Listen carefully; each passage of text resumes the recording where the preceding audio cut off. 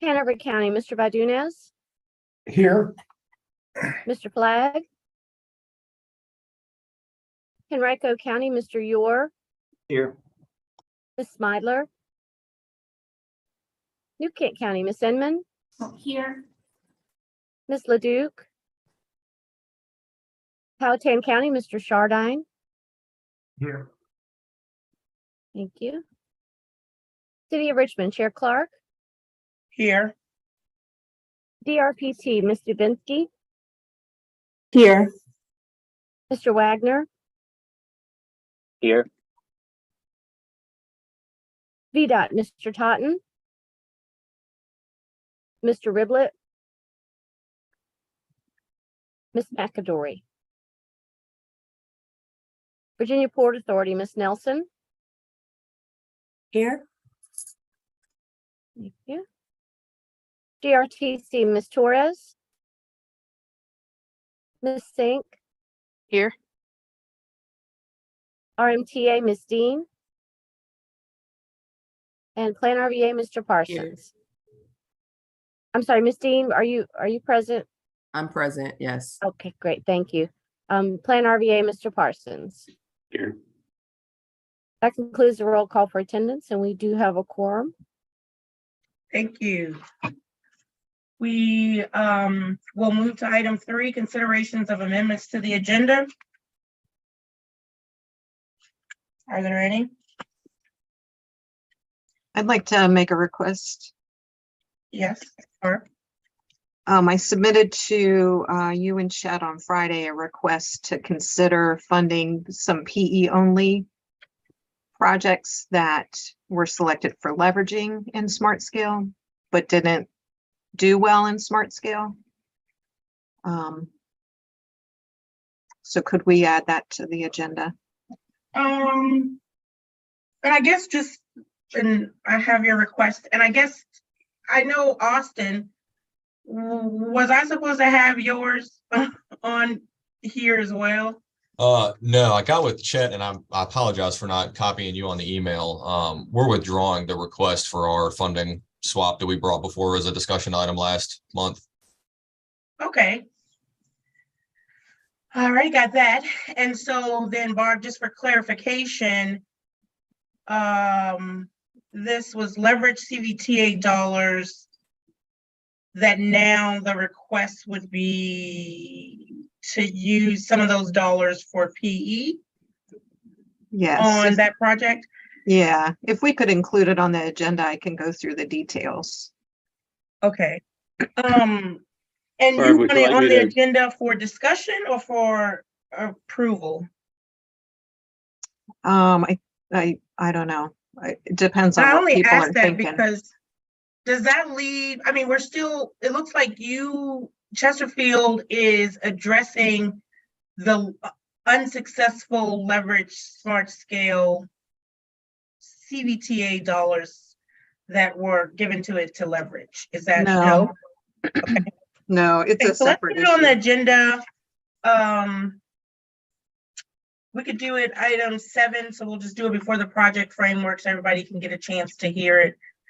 Matter of fact, you can take the place of my chair's report. And what would you like that item for consideration for amendment to the agenda to be called? We'll call it CVTA TAC Regional PE only. I think Henrico has a similar request that they've submitted previously. Another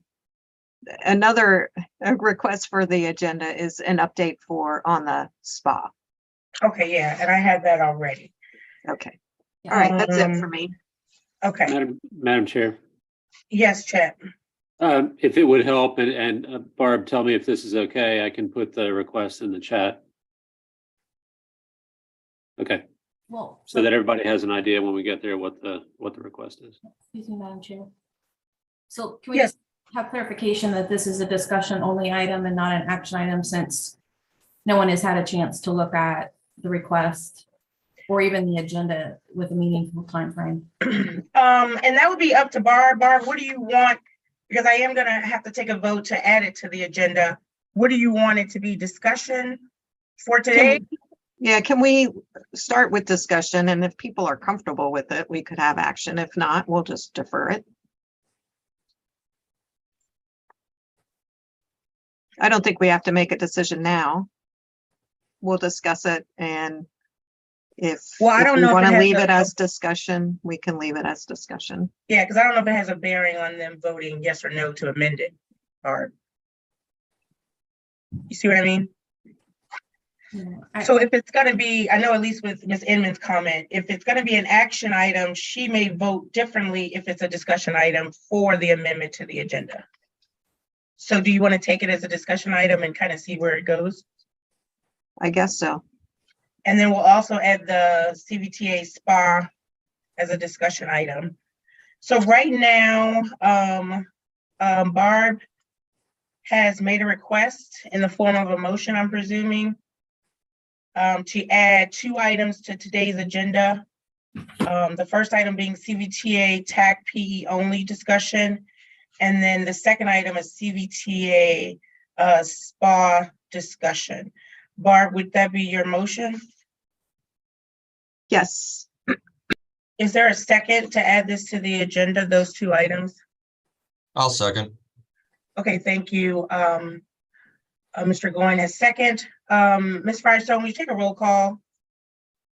Yes, just 1 second. Thank you.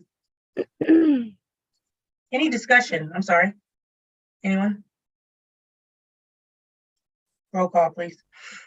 Miss Amos, Aye. Miss Russell, Aye. Vice Chair Smith, aye.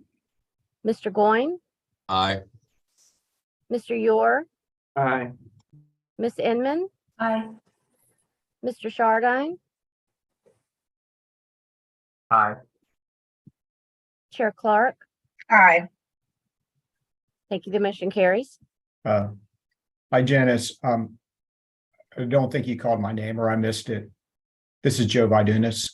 I'm sorry, Joe. I didn't realize I didn't call your name. I'll have you marked as voting in favor of that. That's correct. Thank you. Thank you, Joe.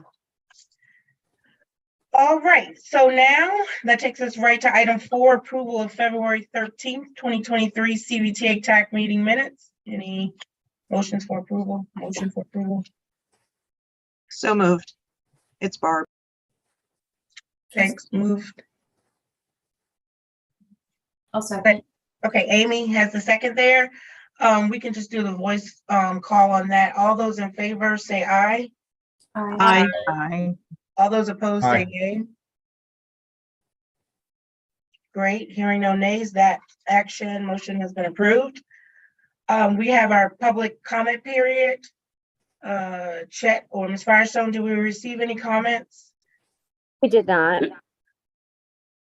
Awesome. All right, so we're moving right to item 6, which is our newly added item, the CVTA TAC PE only discussion. Barb, you have the floor. Well, that came up fast. So with the last round of CVTA regional, Chesterfield submitted 2 applications for 2 projects. So we submitted a leveraging request and a PE only request for the 360 Wood Lake to Otterdale widening project and for the 9510 phase 2 projects. So when we went through the exercise, those projects, the applications that were accepted were for leveraging. So we submitted them, and because they were selected for leveraging, they were not also selected for PE only. That was the logic, you know. We'll give you the leveraging, we'll see how they do. So we went through Smart Scale, and they're not in the recommended funding scenario.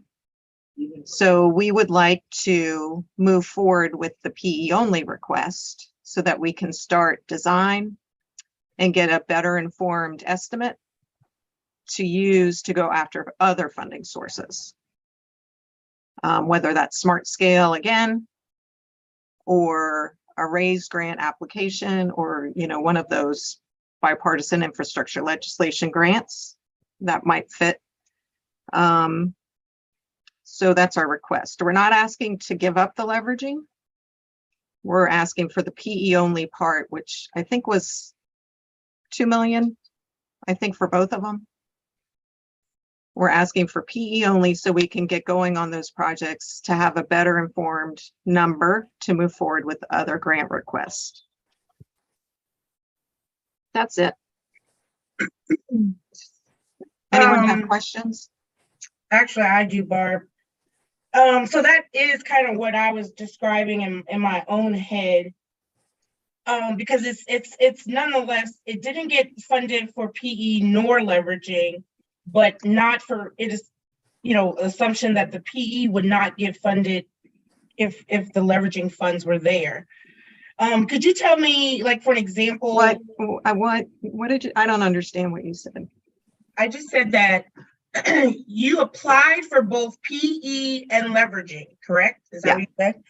And you said that the PE was not funded because it took on the leveraging that's what the CVTA regional funds granted you, was the leveraging dollars for smart scale.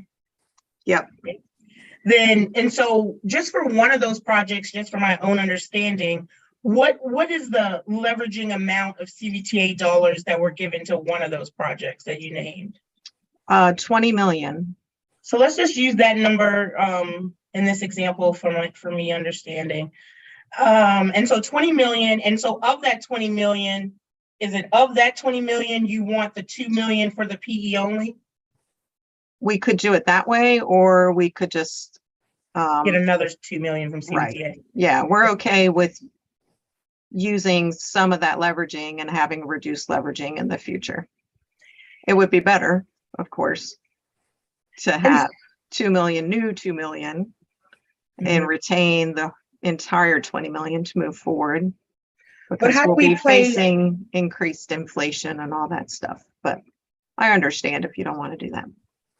No, I'm just trying to figure out. So that would be almost, would that be a modified project request? Like, what would trigger new dollars being able to go to that? Yeah, that could be a problem. Okay. And then on to the leveraging is what I was saying I was thinking about before, is that even like Richmond, we have a project that didn't score well, that not so much didn't score well, didn't get funded with Smart Scale. And we wanted to start PE as well. But we weren't going through, we didn't understand, we're kind of in this we don't know stage, in that would we be able to use the 27 million, say, that was committed to a particular project to start the PE without the Smart Scale? And I think that's a larger, and not is separate and different from Chesterfield, but it is a question that I think TAC has to begin to think about. What are we going to propose, recommend for those unsuccessful leverage funds? I know every locality, at least Richmond, wants that ability to at least carry it forward to another funding cycle, as well as potentially use some of those dollars for PE, so there's actually better in that next funding cycle. I don't find them completely different, because Richmond did not request the PE only during the process, so I do understand that major difference there. And that's with Chesterfield, did submit a PE only application as well as a leveraging for the 20 million project that we're talking about right now. So with that, I've just tried to lay out some of my thinking. Does anyone else have any comments on or for this conversation input? Yeah, I do, Madam Chair. Okay, I see Amy. Oh, well, then Amy, and then I'll do Austin, and then Todd. Okay, sorry. So just real quick, so was the PE only phase, how much did you request for that in your initial application? 2 million. You had asked for the 2 million on that, and that was not recommended, is that? And they funded leveraging, and because they funded the leveraging request, they didn't fund PE only. PE, okay. Right. Right. I mean, I tend to agree that this is sort of a bigger picture question that everybody has been grappling with. And so maybe it's a good example to sort of lay out a framework going forward for how to deal with this. So anyway, thank you for that clarification. And Miles, before I get to Austin, did you want to add anything? No, the only thing I did want to add was there was some difference between the total validated project estimate PE and the original PE request. So that was one thing we did want to highlight as well. So the 2 million is actually lower than what the total PE estimate had been originally. So that's just something we want to make sure was out there if this does actually turn into any sort of action. Just make sure everyone's aware of that going in. So another way, maybe we can only get 30% plans, right? Not complete PE necessarily, but that is a lot of times what we do for those funding applications anyway, is get that initial percentage plan through the process so we know what we're dealing with. Austin, thank you for waiting. Yeah, so I got a couple of thoughts on it. I guess number one, Goochland's very tied to the conversation too with our Ashland Road project that, yeah, we were unsuccessful for a very expensive project in Smart Scale, and we've got $33.5 million sitting out there that maybe leverage next time. You know, we don't know what to do with it in the meantime. So I do think there's definitely that bigger picture conversation that needs to be had, but I wonder if the easiest thing is to amend the funding scenario, because you did apply previously for the other two projects. They were scored and ranked, that you not surrender the leveraging, but we add the other two PE projects into the mix. But maybe to do that, you got to surrender the leveraged part of it. I don't know how that would work. Thank you. Todd? Thank you, Madam Chair. And I don't know if this is in line of what Austin was getting at, but so is the bigger consideration here that projects that were selected for leveraging with CVTA Regional this last round, but are not in the recommended funding scenario for Smart Scale this round, to be able to use at least a portion of the money that had been identified for that project for further project development, that be a 30% plan or not. I think I'm certainly open to that. We have one project that falls into that category. Or are we saying only because Chesterfield submitted two applications, one for PE only and one for leveraging, that we're only considering it in that case, which that's a fairly specialized situation, which I don't know that benefits the other localities. So I guess I want to hear people's thoughts on that. All right, Amy? Oh, thank you. All right, so I guess, my thoughts are, if the money, if it was approved or not approved for Smart Scale, but we still have these large amounts of money sitting out there for future leverage, that those would be the dollars that might be eligible for advancing the project into PE, not adding more money to a project that, didn't score, didn't advance well for whatever reason. I don't know why it didn't, I don't know the details. But I would think that the money that's currently allocated, I think that would be fair game to advance the project. I mean, but also with the caveat that other localities that may not have projects already in the queue for PE, that we have the ability to come in and to get funding for PE only. So I guess that goes to the larger question that everybody's trying to ask in terms of keeping costs under control and making sure that we know what we're funding before we go fund it. Yeah, and that's a good point, Amy, in that remember in our guidance, we said that the PE, didn't we say that the PE would be a certain amount of the total funding? Chessa, Barb, I just want to make sure. And that when we do convert something to PE, are we throwing that off? I mean, are we no longer following that rule? And Amy, I'm talking about in the in the framework, we talk about what percentage, and we maybe talk about for application cycle only to limit the number, but I just want to make sure we're not over increasing that number against what we've kind of stated as our rule. Yeah, when we developed the framework document, we included some guidance, and it was written kind of smushy.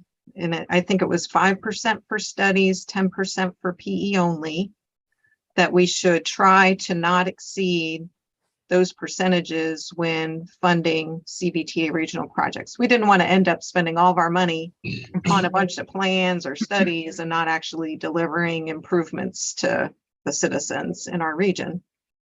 In your case, It would- is, And to be eligible for PE only funds, the project had to have a total project estimate over 20 million as well for oh, eligible. yeah, that's right. We There had was that. a cap on the amount and then 20 million. Yeah, that's good. Can I just have a clarifying question then, Jessica? So are you saying that you can't, in your framework, you can't, a project would not be eligible for PE if it was under 20 million? Correct. And I think that's consistent with, oh no, it's not. Yeah, we just had that, and kind of an arbitrary amount, but yeah, we set that 20 million number in there for eligibility. Yeah, and that could be something that we look at, whether. We need to look at that. Yeah. that's Yeah, cool. I mean, we are at the review stage of that.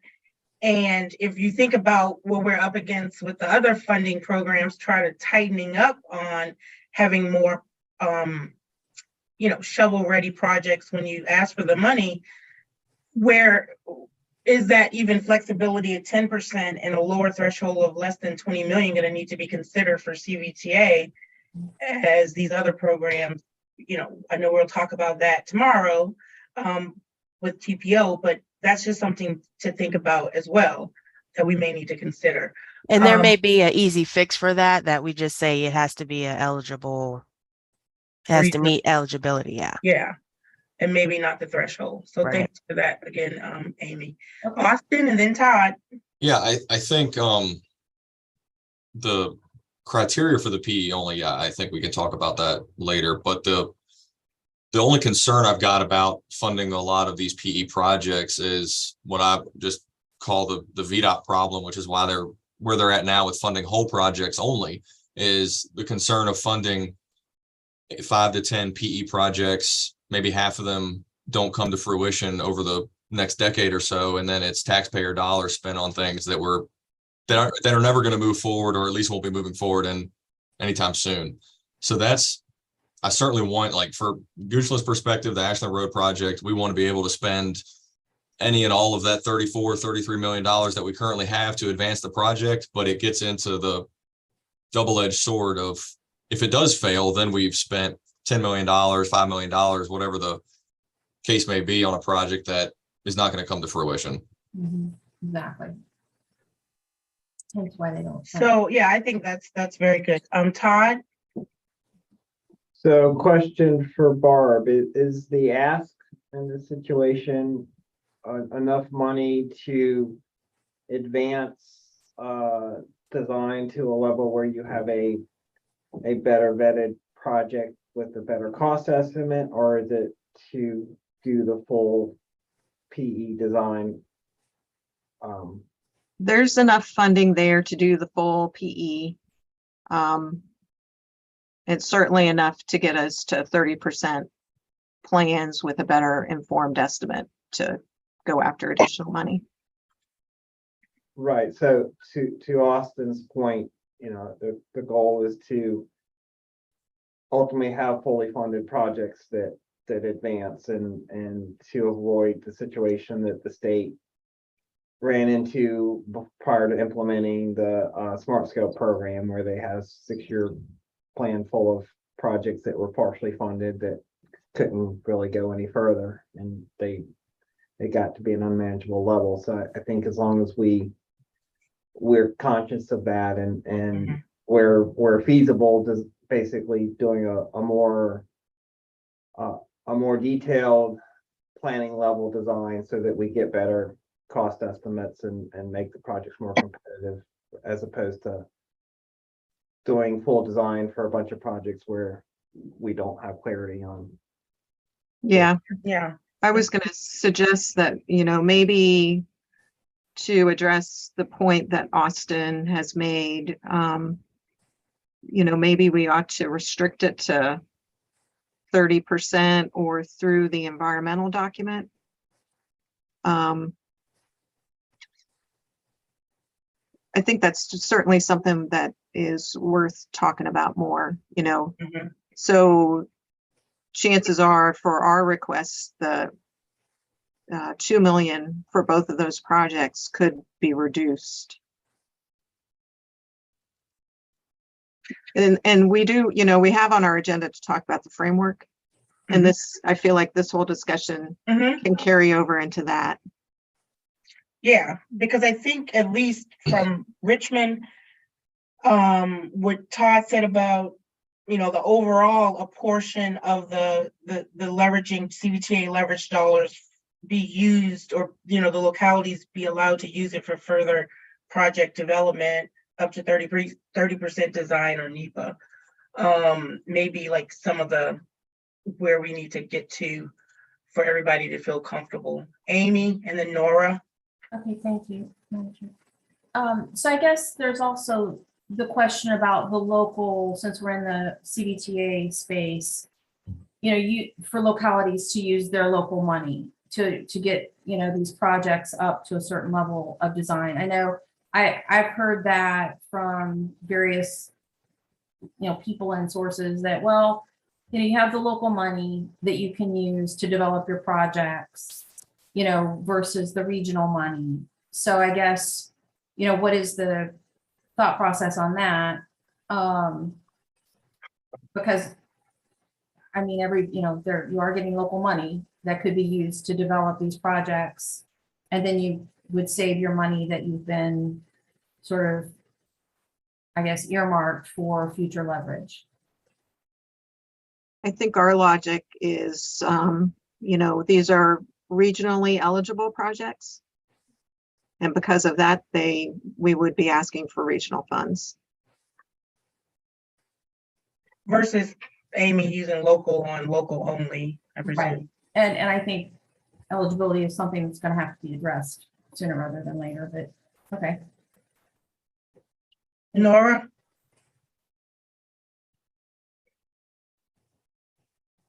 Turn all my buttons off.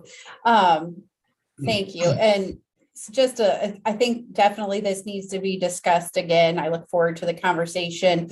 My initial thoughts, which I'd like to say could change, are that I'm comfortable with if a project got approved to move forward for leveraging for smart scale, then it went through the process to get that leveraging. I feel comfortable in looking at it outside of our usual review process for the engineering, the PE money. So I'm initially very comfortable with it as long as it's already gone through the review process and got the leveraging money. I don't think that there needed to be the application for PE only initially. I'd feel comfortable with just once we figure out the formula and such to cover the PE. Thank you. That's all. All right, so we've had a very Joe, insightful conversation. I think you guys want to move on, and I get it. Just a couple things from Tom, just some initial thoughts. Number one is I've listened a lot. I think I support it, but I think it's cleaner if we were to do it through a change in the policy. And since we're looking at the policy, I just wonder from a timing standpoint, when could we reasonably expect, the amendments to the policy and then have this follow after that? That's kind of one thought. And I guess the application cycle, the next opportunity, we just went through the application cycle was in the fall with selections in the early part of next year. Is that how I get them all? They all run together. There's so many of them. Is that right? Yeah, it'll open in the fall. Yes. Yeah. Okay. All right. So it'd be a good ways off if you just went through the normal application cycle. Yeah. That's all. Yeah. Barb, oh, there she is. I was gonna respond to something Joe said. On our agenda today, we have the goal of providing a recommendation to the full authority for the framework document. I don't know if we'll be able to get there today. We'll just have to go through it and see if we can. And we can certainly work on this PE only study part of it today and, put this on the back burner. I like the idea of having it as a policy item and addressing it that way. So that's fine. Todd? I agree. I think we want this included in the revised framework document for the full authority to weigh in on and approve. Unless I'm missing something, I don't know that there is either a commitment or an absolute need for that framework to go to the full authority at this month's meeting versus. Oh, no, it's not this month, sir. Yeah, so maybe we can get this April. worked out in this and with TAC and get it to the full authority in April. And then at that point, we would have that framework language to accomplish what we're talking about accomplishing here with the vote of the authority, and then come back, I guess, at the TAC meeting in May to get the specific projects and the amounts. And I think, at least speaking for Henrico, I think we would need some time to figure out what a 30% level plan for one leverage project that is not recommended, what that amount needs to be, as opposed to picking a number that hasn't really been fleshed out.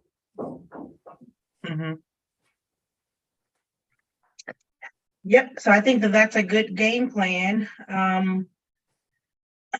So that would be a good policy change.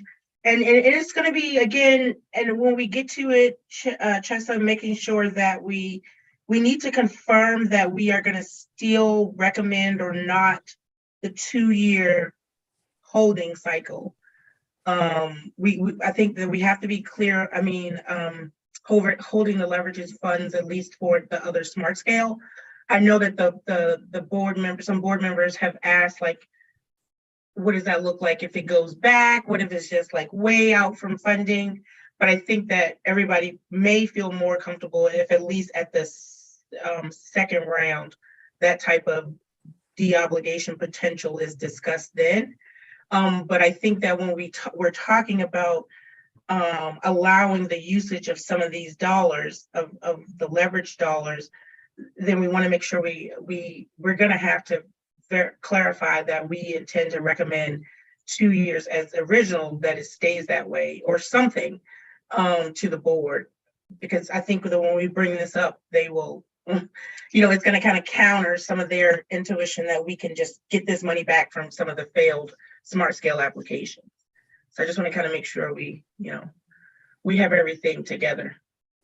Todd?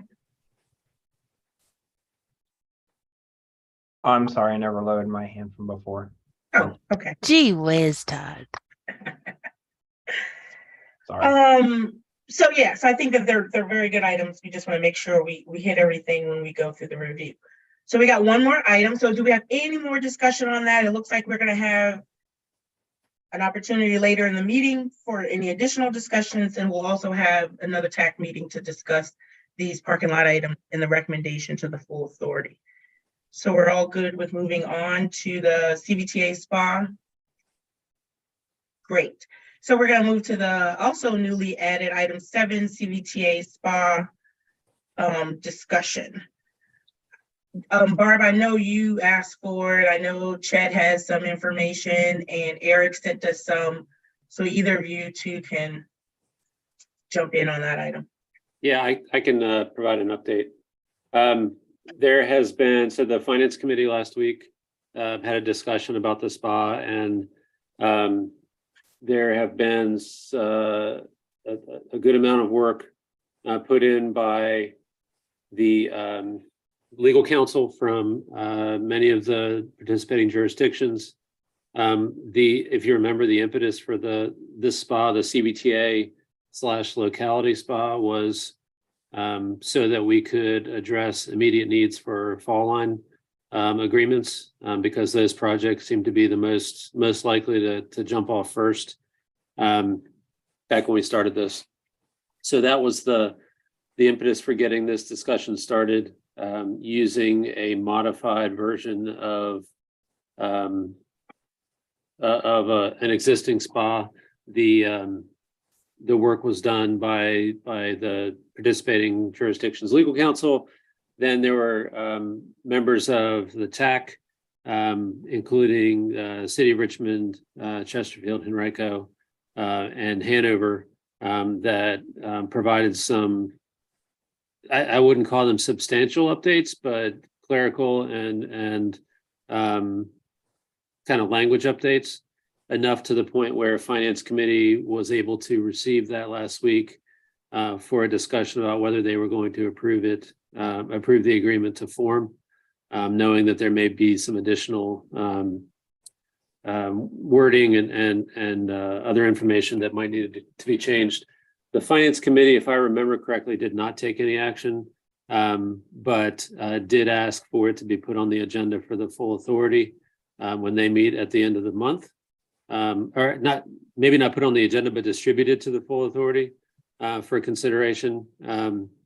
And that is kind of where we are now.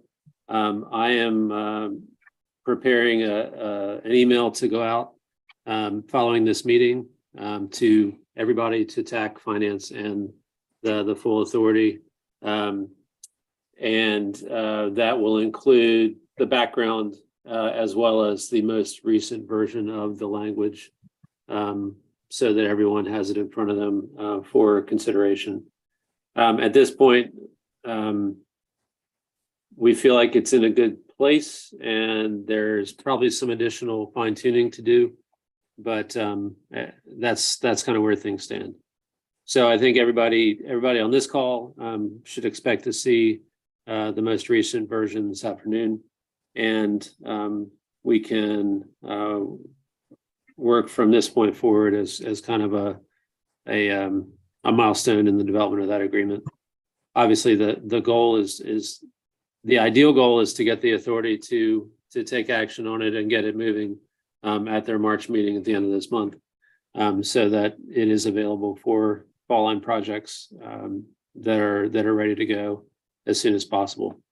But the agreement itself is not just for fall line. It'll be a foundation document for any type of project using CVTA regional funds, the 35% that are going to be locally administered. We already have a CVTA VDOT SPA for any projects that are VDOT administered. So that isn't a concern of this agreement. Madam Chair, I think that's a quick update. I'd be happy to take any questions.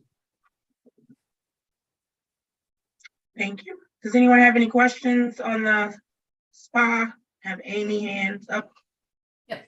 So thank you, Madam Chair. So Chuck, thank you for the update. I guess just for formality, if, for this TAC group, I understand that the document, the agreement is fundamentally for locally administered projects. However, the way the agreement reads, it really goes beyond. I mean, it does sort of open the door for, once a project is funded and agreed, this would allow, if any future state or federal funding became available, to then supplant local dollars or regional CVTA dollars, which then sort of, to me, brings in some questions of the stability of the program, right? So, if you have a project agreement that you think, okay, we're putting $10 million of regional money, and then you get 5 years into the project for construction, and you decide, oh, well, hey, now we have regional money, federal money or state money that now we want to put on it to supplant local dollars. or regional dollars, then that would be fair game.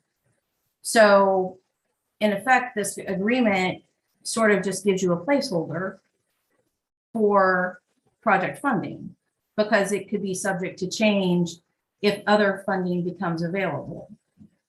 So I guess that just sort of brings, so while I understand you see this as being, just impacting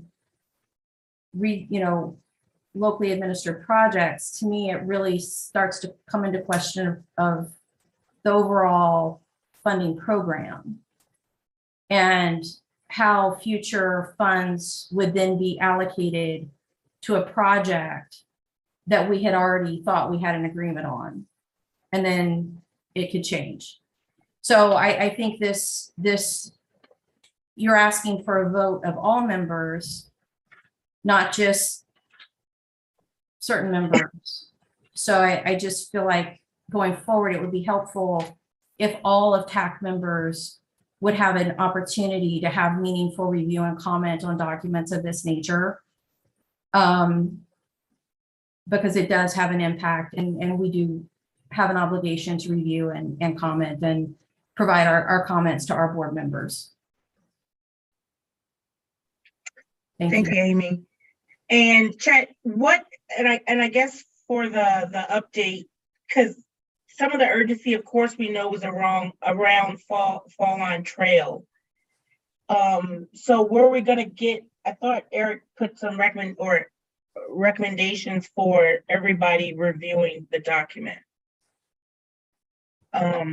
Yes, I'm sorry. I didn't mean to be unclear. There's no request of the TAC today. I'm going to send out the latest document after this meeting with the language at the request of legal counsel. So I appreciate Ms. Inman's comments, and I would appreciate if she and others have comments like that to make sure that those get directed back to us so that we can put it in front of legal counsel and make sure we have all the concerns ironed out before there's any action requested. Okay, so may I just have a follow-up then? So are you asking us to provide you comments before the next CVTA board meeting, which I think is in 2 weeks, because we would need to process that internally? So that's what I guess that's what I'm referring to in terms of allowing people to have meaningful review and comment period. There's been plenty of time for this, but we're being asked to now make what could be substantial comments that might require substantial conversation, and you're asking us to do that either, I guess you would ask us to do that at the CVTA board meeting versus TAC. That's what this sets us up for.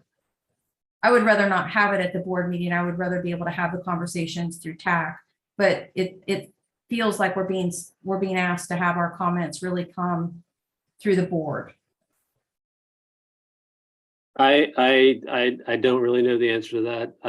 I'm taking direction from the finance committee and the authority chair. So if you would like to recommend waiting until April to take action on this, then that's fine with me. I just think we need to make sure that that's clear. I'm not the director, so I'm just asking. I mean, I don't know who's been managing this process. So I guess that at staff level, what was the understanding, I guess. So I guess that's just my comment for future reference. We'll do what we can, but I'd really be much better not to have to do that through the board if we could have staff level conversations going forward. Thank you. That's all. Thank you. Do we have any more comments on the CVTA SPA? Okay, hearing none. We'll move to what we thought was the only item on the agenda. And now we have 10 minutes left, Jessa, which I know we'll go over. So any of you all that can stay over, please do. And so moving to the project selection and allocation framework. And it may not be, because Chester, we have them as an action item, but I think we have another month that we actually have to have it. Or at least we could do something in between. Our next meeting is the 10th of April.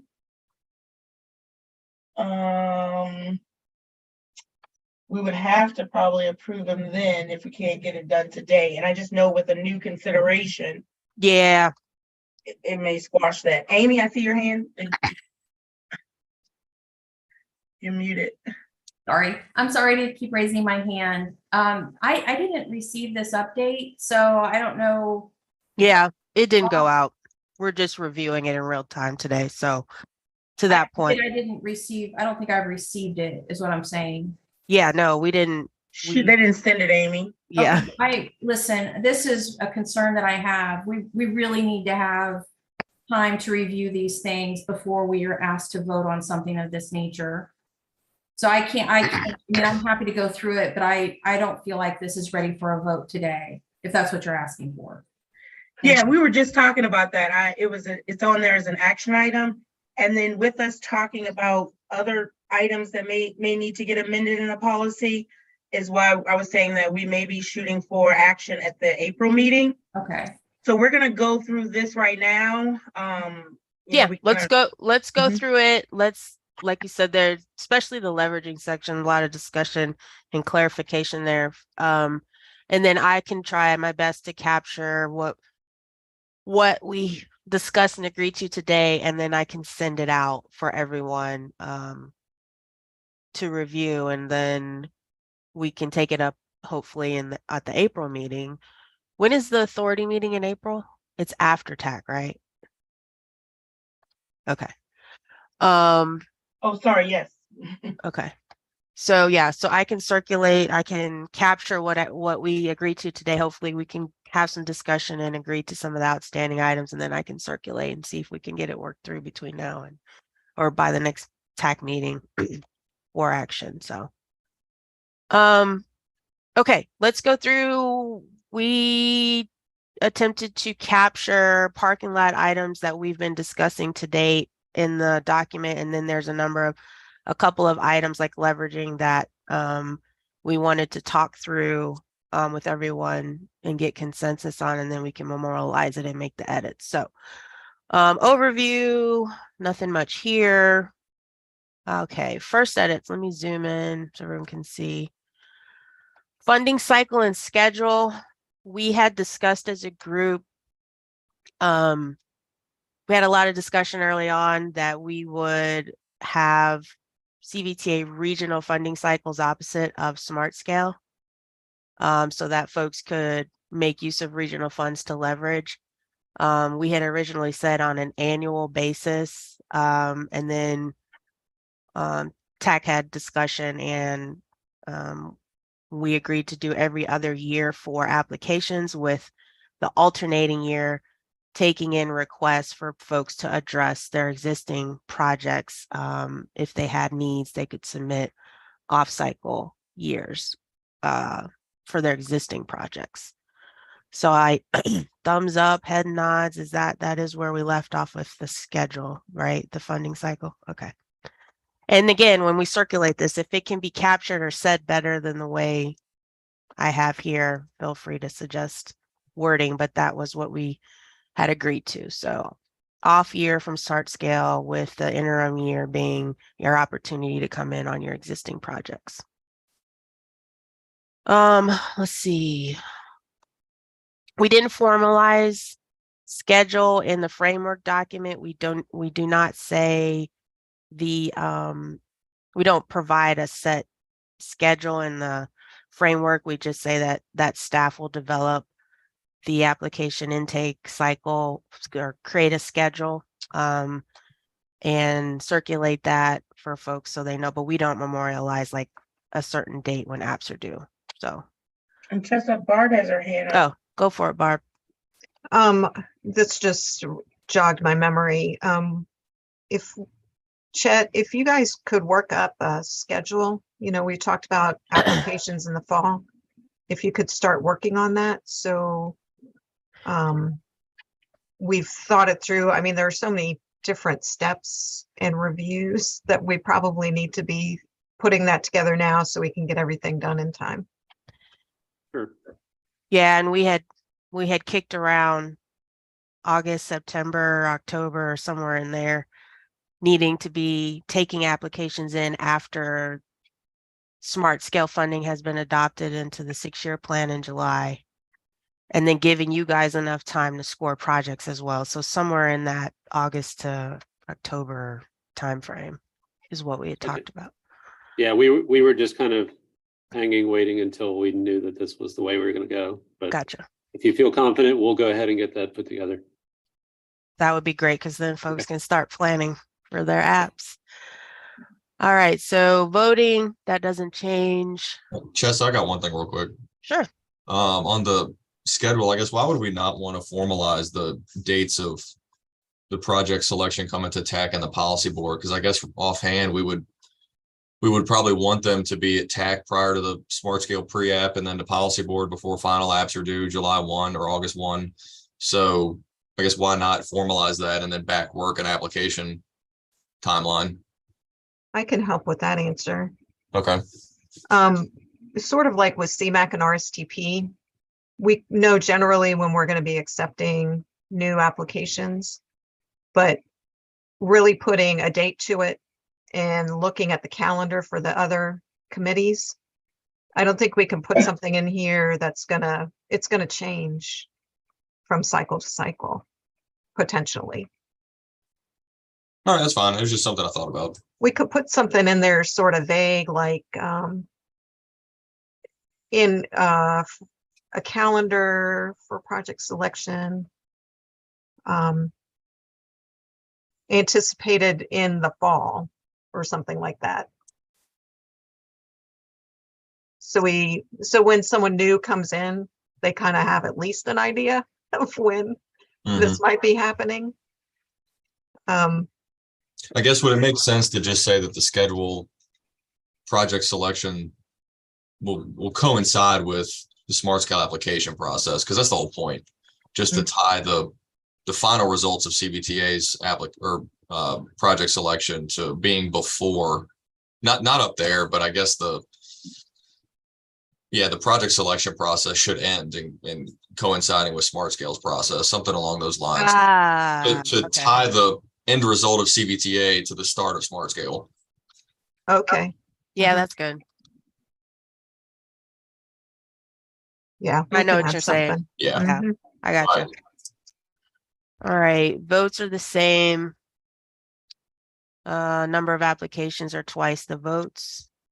I guess I just had a quick question or comment. So back to Austin's point about timing, should there be backed up? So we should say, okay, in timing with smart scale applications, so many days prior, I guess that's the goal, right? Is to score the applications for regional leveraging prior to submitting to smart scale.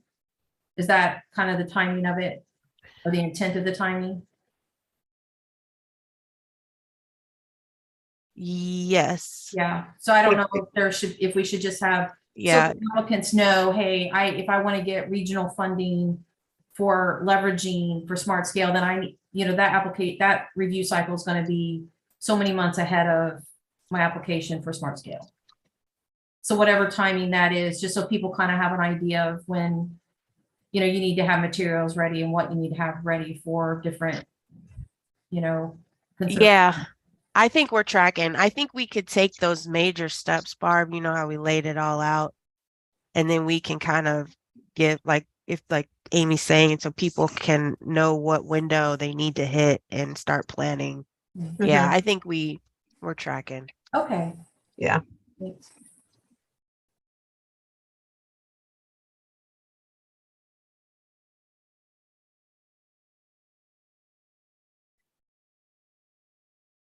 Well, y'all don't want to see me type, but okay.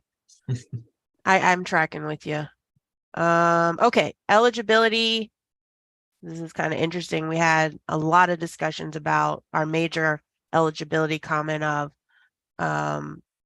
allowing being more inclusive on eligibility, and we boiled it down to we had highway category.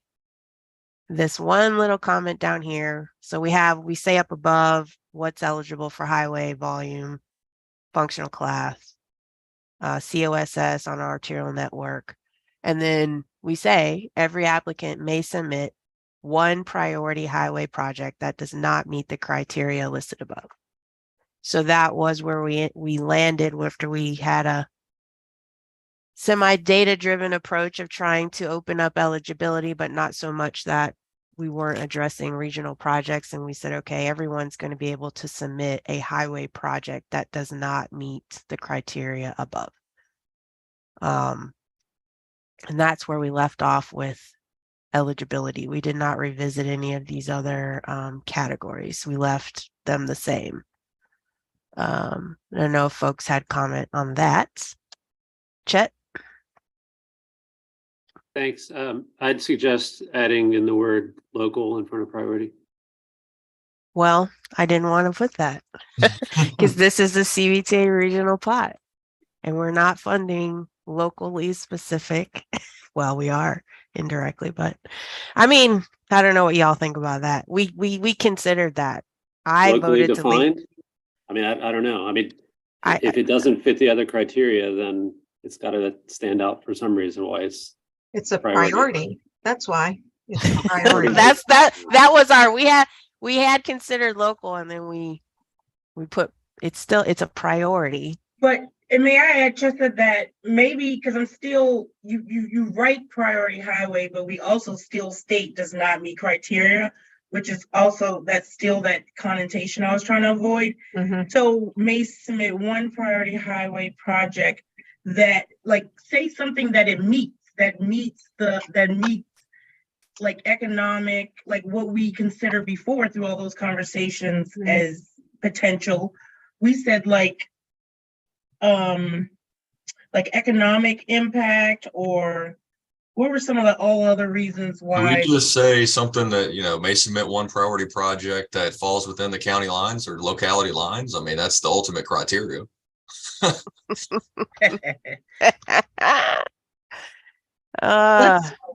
Yeah, but maybe you guys could submit some. Yeah, I might need suggestions. some help with that one. Amy, did you have something to add? Okay, thanks. Thank you. So just to back up a little bit, again, I apologize, but so for the ADT, who came up with the 20,000? I mean, that's a really high threshold. You know, I just wonder if there's some flexibility, understanding that then that just opens it up for Chester, for everybody. Yeah, we spent many months trying to figure out if we could reduce that ADT. So we established that initially with this framework document to try to constrain the universe of projects that could be submitted for regional CVTA money, because we know it's limited.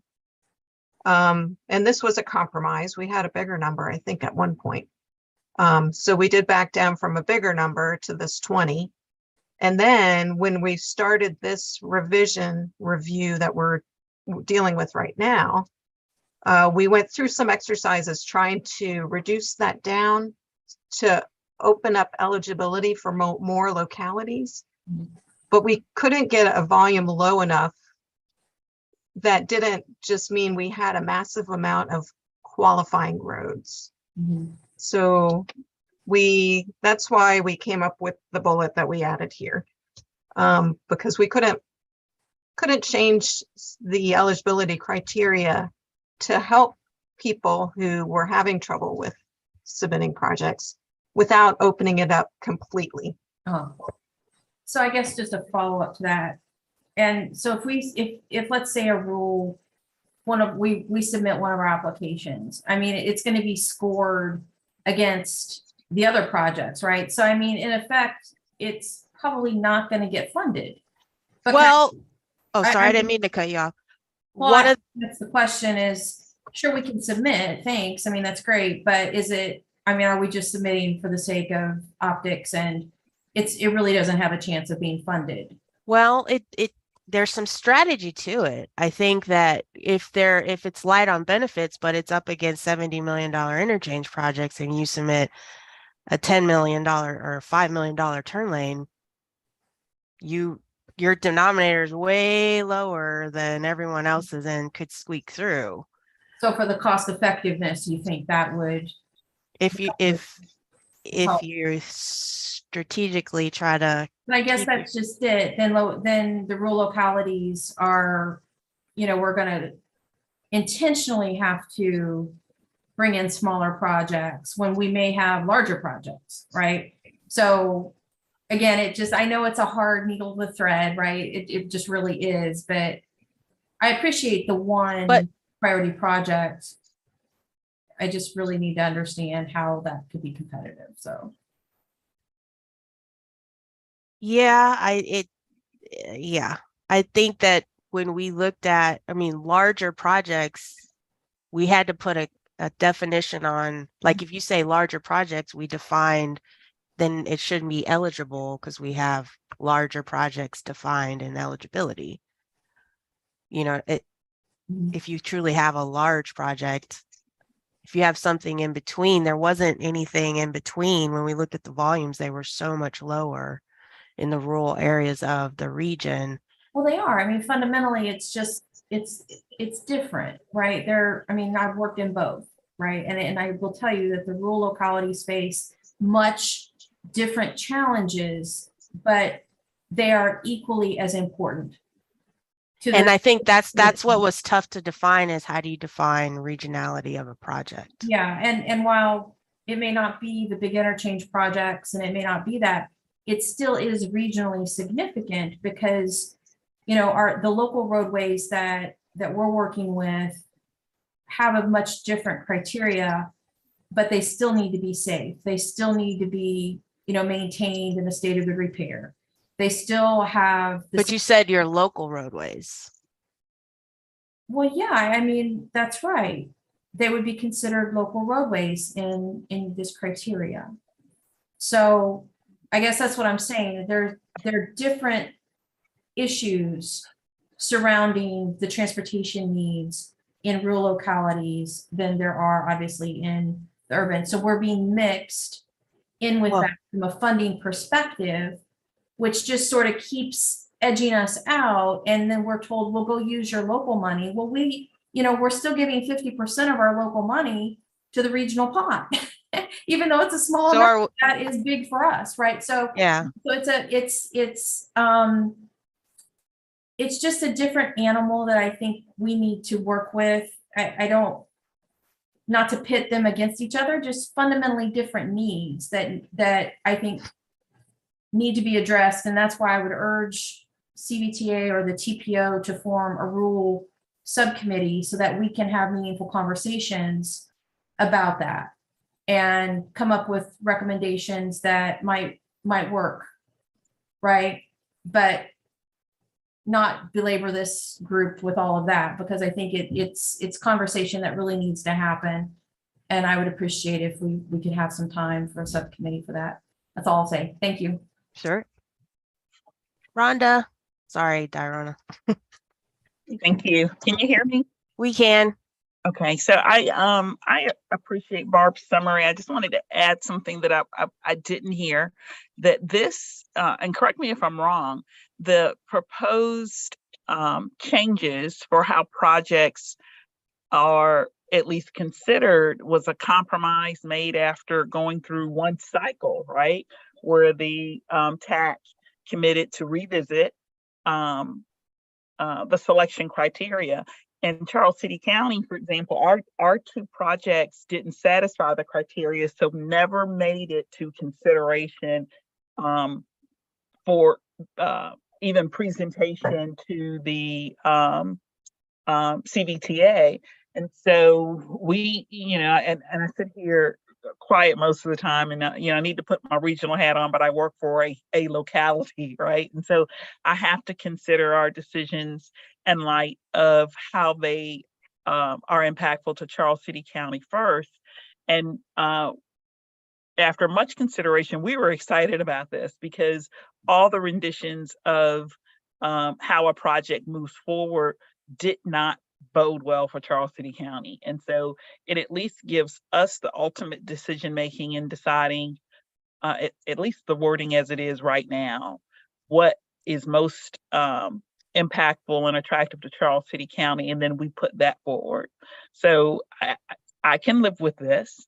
I am hopeful that we will remain committed to reconsidering the criteria every year as we're tweaking this process. Thank you, Rhonda.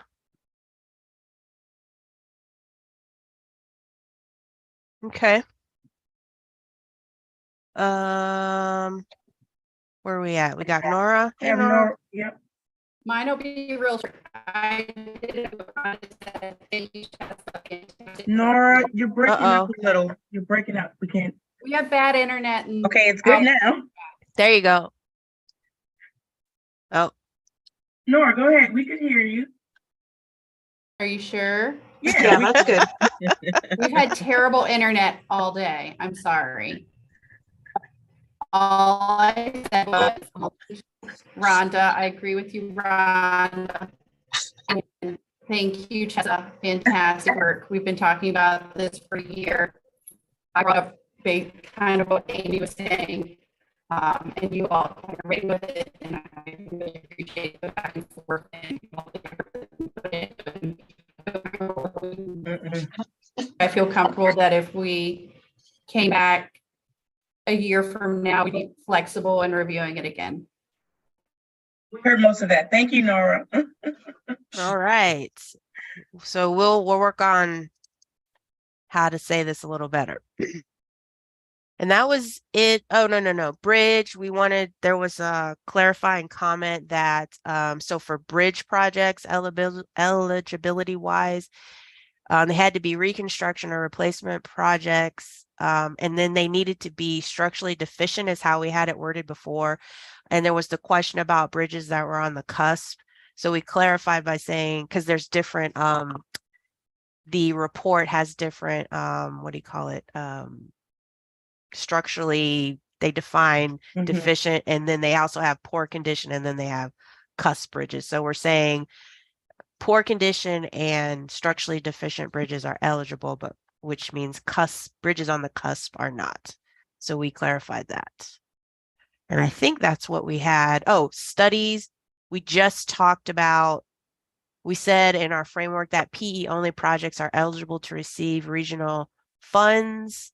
And then we had a cap on it that the project needed to be more than 20, but we had talked about, should we just eliminate that or add that PE funds to Austin's question about not just continuing to spend funds and something never get done? Should we have some sort of cap that it gets you to X point, 30%, or you clear NEPA or something like that?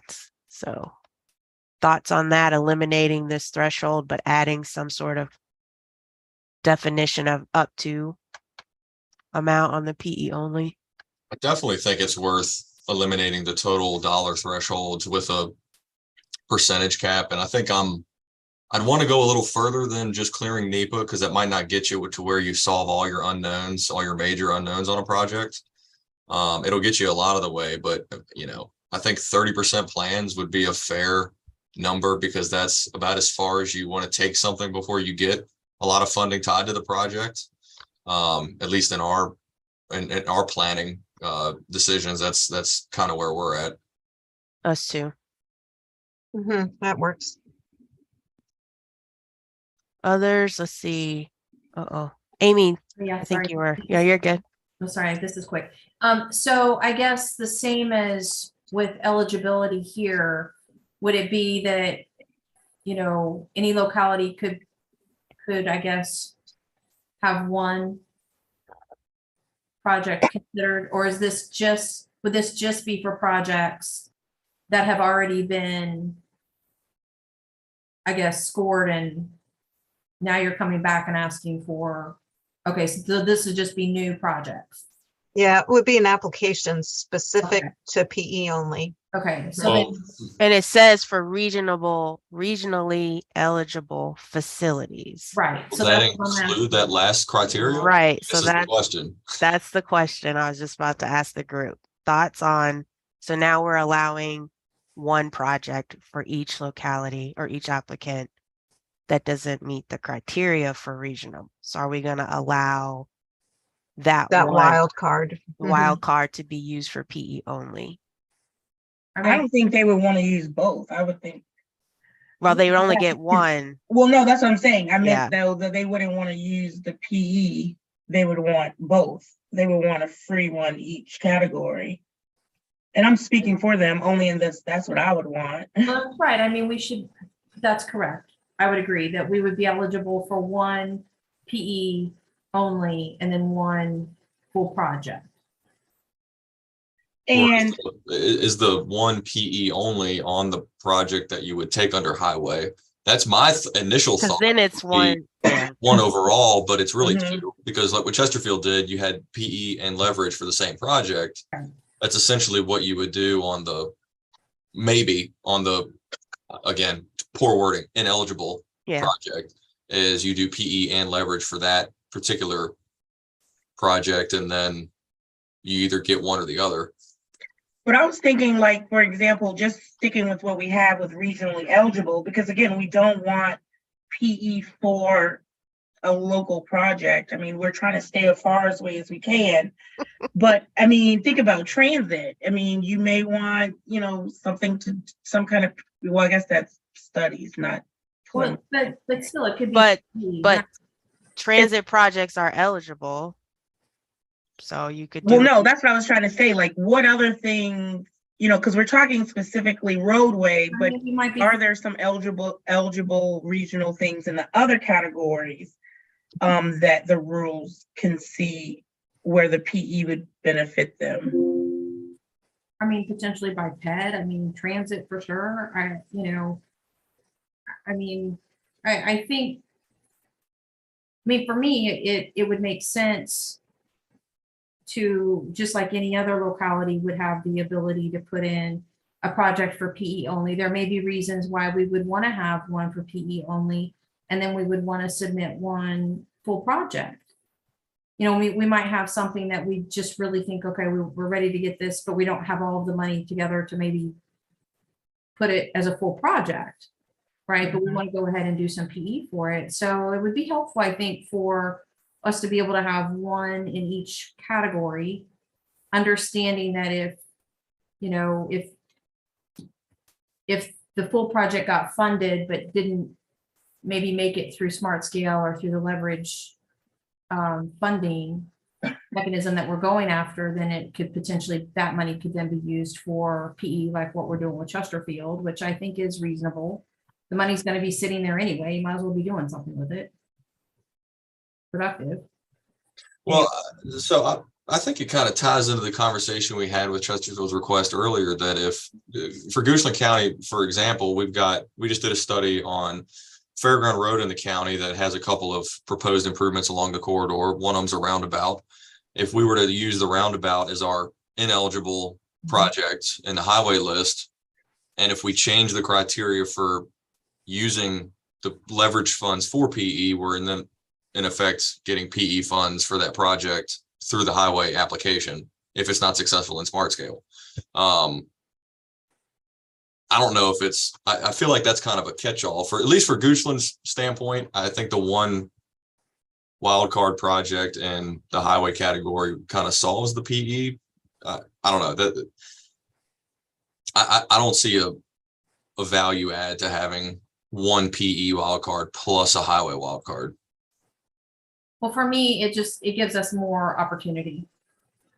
Yeah, I get that. It's have more opportunity to be able to try to get something funded than it's also balancing I'm of the understanding that there's a lot of very significant regional projects while Goochland's got their regional needs.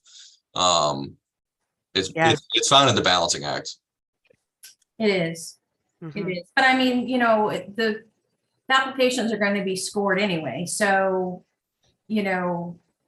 the good projects are going to get funded. The projects that need to be funded are going to be funded anyway. It just gives localities some flexibility, in what we can submit. That's all. I think options are always good when it comes to trying to get different projects funded. So I feel like we have kind of two scenarios. One is the we got a project funded for leveraging, and now we want to use some of that money for PE only. But this is more along the lines of another scenario, I guess is a better way to put it, is if someone uses their wild card, someone today suggested you could go for the total project amount in the wild card, and then you could also make an application for the PE only part. So not necessarily going through and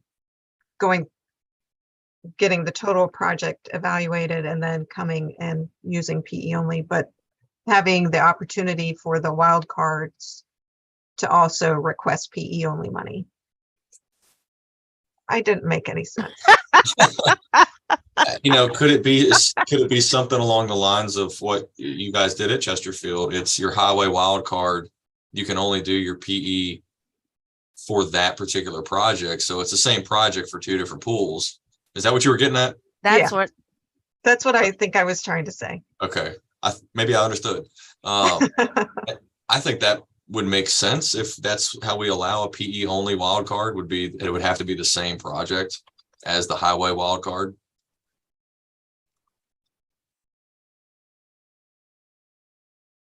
I think it limits us. I mean, I see the rationale, but essentially you're really only submitting for one of the programs. Yeah, and we have been consistently trying to be constraining, admittedly, with the regional dollars because of the goal of trying to advance these. And again, Amy, I've always been trying to speak to it as just the scale of regionability. We're not saying something being regional is subjective, clearly. Exactly. It's just this group is clearly regional. This one might be less than that, and this one less than that relative to each other. Right, exactly. I mean, yeah. To me, it's a conversation that we need to have for the. We've been having it. I know, I know, but I have, and it's not an easy one for sure. But Correct. If you have, I mean, I wouldn't necessarily call them mega projects, but you have these really large, large dollar projects, and then you have these other projects that still have need, but they're not these mega projects, right? And so somehow we need to reconcile that so that, and I always hate to use this a little bit, but not that everybody has a chicken in the pot kind of thing, but that at least everybody has the opportunity to have a chicken in the pot. And that's where I think we took in it, like Nora was saying, we did take a step more towards that with opening up eligibility. So with the next round. I think that's good. So maybe we'll try it and see where it goes. And next year or whenever the next opportunity is, have a look at it and see. Yep. At least it gets our foot in the door. Step by step. Steps. Nora, you had your hand up, and then Joe. Sorry, Dyrone, I'm just taking away your. Okay. No, help yourself. Go ahead, Joe. Thoughts? Yeah, so, I really believe that I feel like we're heading down the path of making this thing too complicated. Quite frankly, I think the wild card is a great compromise. And if you want to use that, if a locality would like to use that towards PE only, fully funding a project, leveraging on any road segment, if it's a roadway project, I realize there's other types of projects, but we're talking roadways right now. That is extremely flexible. Okay. There are no constraints. Everything else, let's play by the framework requirements as we've laid them out, and let's just keep it clean and neat.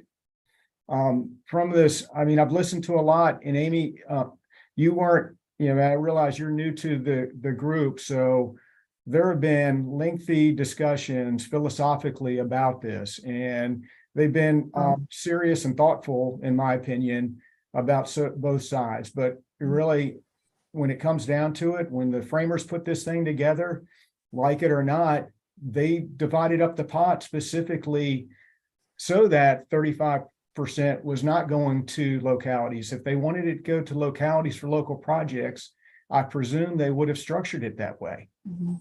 And like I said, I think the wild card is a great compromise. And it, you know, Hanover is kind of caught in the middle.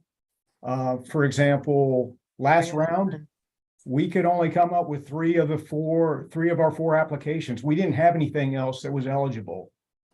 But, you know, so be it. That's just the way the program is structured. Mhm. But it's not what, you know, we were getting necessarily. It's, you know, it's what's good for the region. Yeah, no, I think. Sorry, Really I good. kind of held in a lot there and I just spewed a bunch of stuff. So, and don't take this personally or the wrong way. I feel like we've done a great job to get to this point. I like the wild card and I don't think we should overthink it beyond that. Yeah, I'm in agreement with that.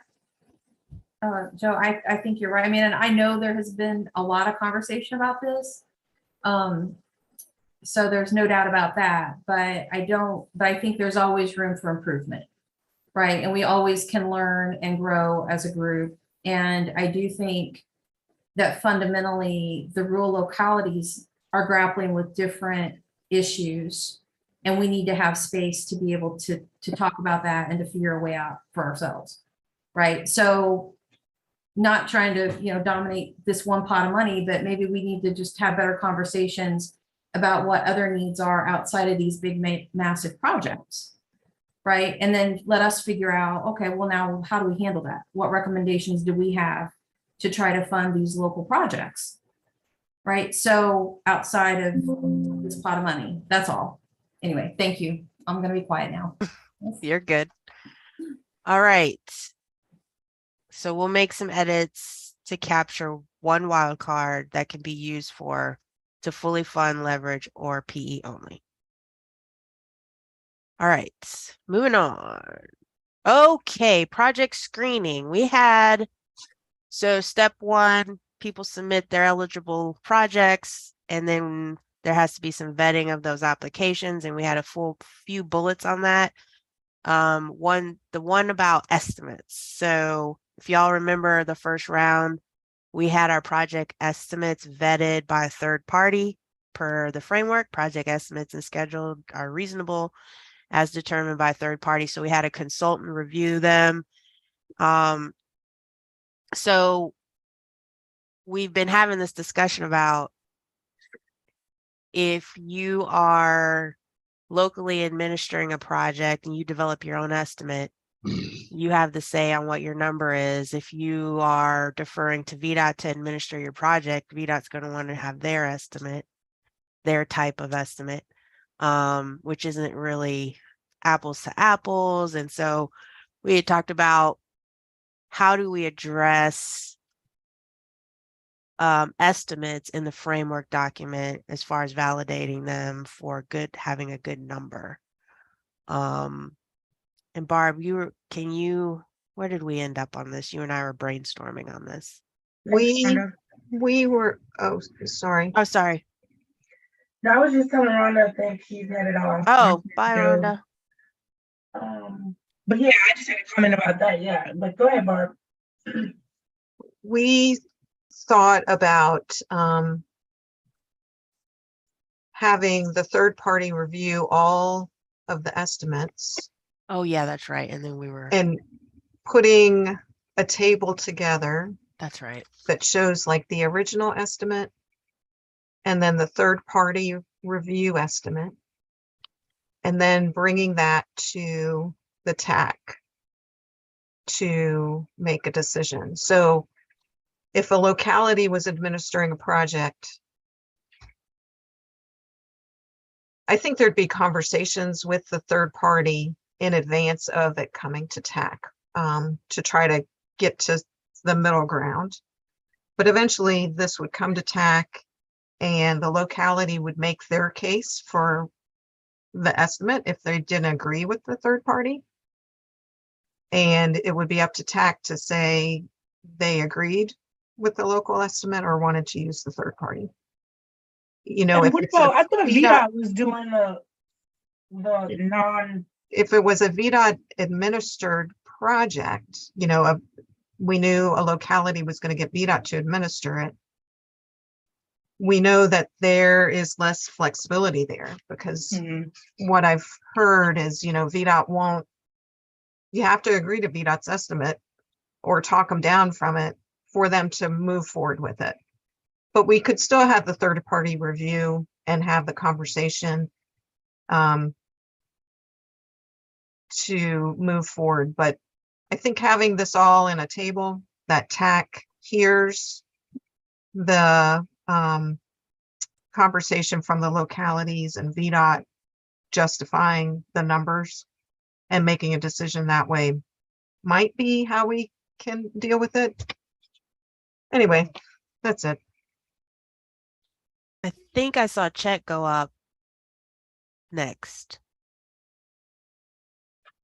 Thanks. I just wanted to kind of remind everybody that the TPO is also going through consideration of cost estimates and sources, and I think a lot of what Barb said covers that, but we've got kind of still some emerging direction that is being discussed about, you know, whether to use the VDOT workbook and, you know, all those different things.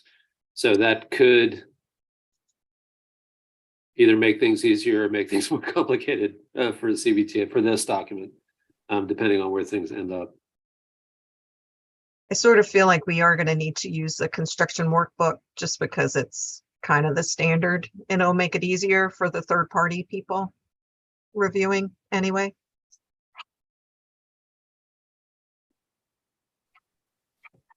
I would tend to agree with that. The VDOT workbook, Barb, is what you're talking about. So yeah, I would agree with having that as sort of our standard cost estimating. Okay, Yeah. Austin and then Todd. Yeah, I definitely think that's the way to go because cost is inherently baked into the score. So it needs to have the same estimating system, whether it's locally administered or VDOT administered, or else you would get benefit essentially by locally administering a project inherently. And I don't think that's the right approach. I think if we use the cost estimating workbook and then they're verified by third party, I guess my question is still, we're probably going to have VDOT administer anything larger than a small intersection improvement. It's still got to be approved or reviewed by VDOT, the estimate for CVTA. So I guess that's I'd like to see VDOT do validations of the estimates on the off smart scale years, just given that we've got to rely on them heavily for some of our more expensive projects.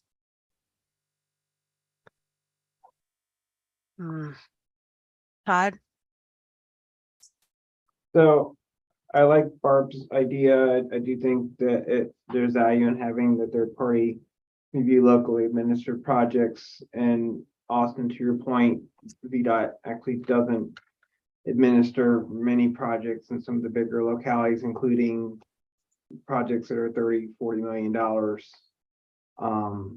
So I think we are generally all defaulting to the VDOT workbook for estimates, but there are other elements that distinguish between a locally administered and a VDOT administered in terms of overhead cost and so forth. So Inspection, yeah. All that. Inspection and all that. So I think as long as the third party estimates for locally administered projects do have a vetting process where the locality can basically justify their cost elements that are different, outside of unit price things, then I think that's fair and reasonable. I think that's what you were saying, right, Barb? Yeah. Go ahead, Barb. So, oh, you're muted. I think Todd covered it. Thanks. So in terms of fleshing out the notes on the screen, applicants submit their estimate in the workbook format. A consultant's going to validate by developing an estimate. We're going to take a table to TAC that shows each estimate and the deltas. And then TAC's going to have discussion project by project on what with the applicants making a case for their numbers, do I need to say here that TAC is making a recommendation or whoever's administering it makes the final say on their estimate? Like, how does it conclude? I think it's TAC making the final call. So, and the applicant, you know, if it is a locality that is letting VDOT administer the project, then that applicant estimate is going to be a VDOT estimate. Okay. But we're still going to have the third party review it. And we can talk about assumptions that VDOT's making and see if we agree with those assumptions. And if we don't, we have to convince VDOT, because they're not going to just let us reduce the estimate, because they'll put it into their system, the 6-year plan with the bigger number, and then won't agree to move it forward until it's fully funded. So we got to get them on board. Yeah, that's where I don't want Goochland to be, you know, inherently at a disadvantage, because VDOT's got their share kind of baked into their 6-year plan estimate that's going to be inflated over potentially what the cost estimating workbook's going to spit out. So I don't want the same project in two different localities, one being $5 million more, doesn't get scored and funded solely because it went through a different estimating process. Well, that's really how it happens. Additional costs. Yeah. When VDOT is administering a project. So we can't arbitrarily inflate the other one either, just to make it match VDOT. So Yeah, I thought, and I know I see chest hand up, I'm sorry, but I thought we said that the estimate that VDOT did for the locality, for the rurals would be the estimate. Well, I think it would be interesting to see what a third party would say. And maybe that could help drive some conversation with VDOT. But didn't we do the third party for all of them, or we didn't do that last year? we did.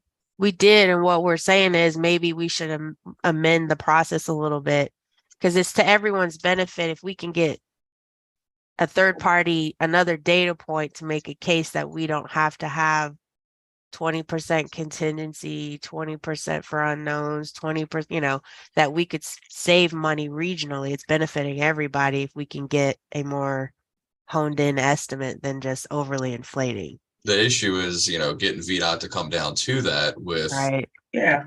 We're going to have our Ashland Road project. VDOT's going to administer that. We can't use a third party. Yeah, they're not going to use estimate. VDOT's not going to touch it. And the Unless third party you can. validation we did last time was, I mean, VDOT pretty much told me that it was useless, because a couple of projects that Goochland had in there were 50% of VDOT's projected cost on the project. So we thought projects were fully funded when they weren't even remotely close. Amy, I'm sorry. Go ahead, Amy. Yep. Okay, so, I mean, I still think that there's an opportunity. I guess what I'm hearing is that the VDOT estimates, they sort of have a higher number one, an escalation rate, inflation, but then they're also estimating higher for their costs for like inspections and project management and that sort of thing. Correct? Is that sort of what it's not really the inflation so much. I think inflation should be consistent for all the projects. It's the risk factors that VDOT builds in, risk and contingency.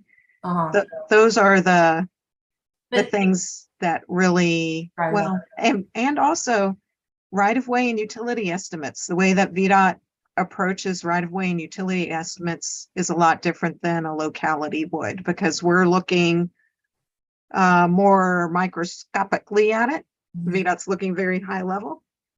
And so they say, you're going to move every single pole here. And we say, we're going to work around that pole. And they won't do that. No.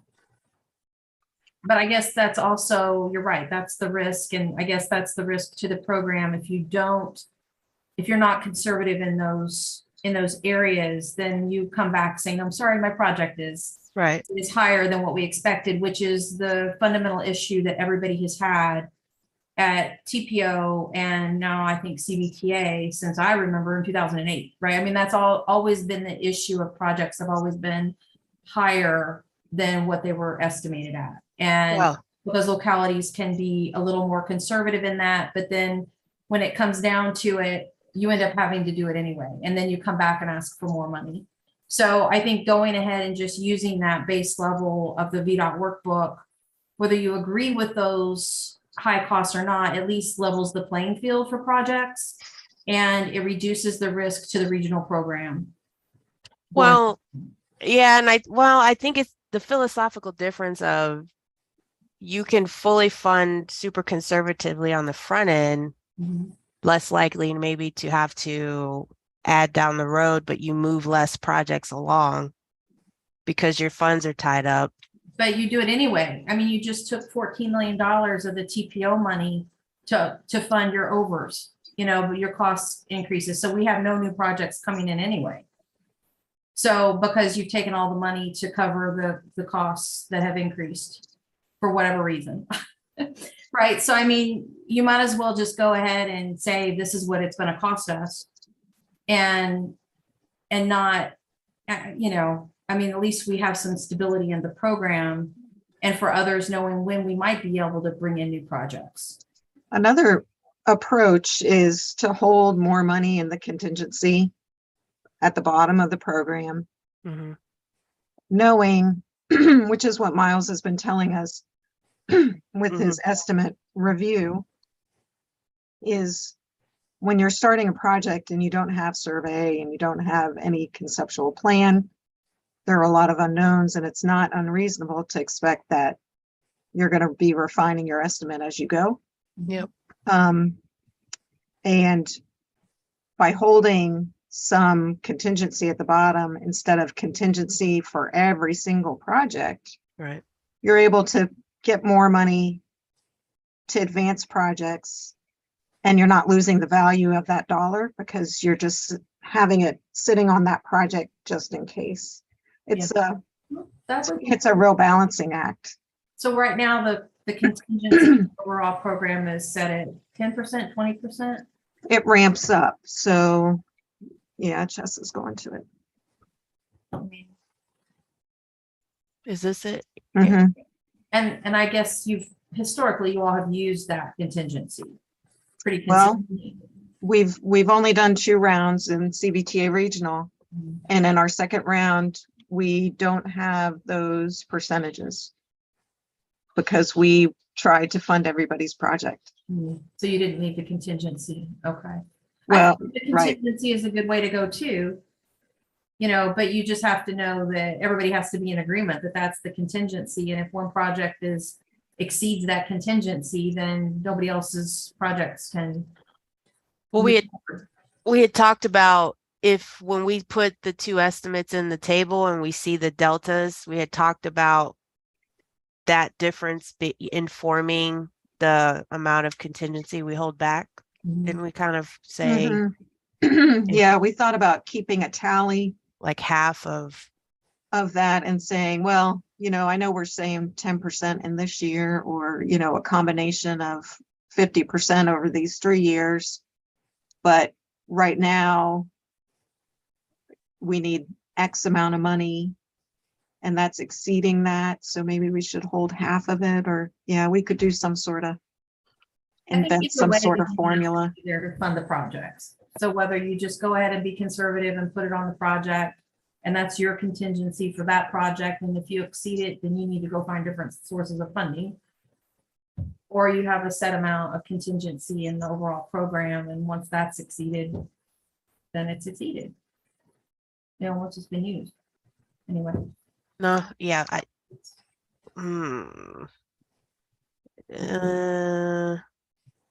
think we're all in agreement up to, well, taking it to tax. Should we deal with it then?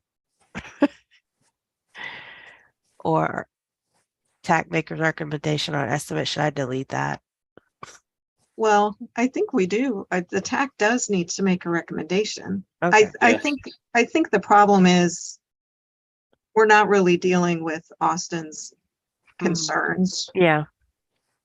Um, Well, I see the way for, the way I would end up taking a project through is I'll use the cost estimating workbook at project comes out at 20 million. VDOT tells me, hey, it's really 25.5 million. Well, then in the off year, when I come back on existing projects, I ask for 5.5 million.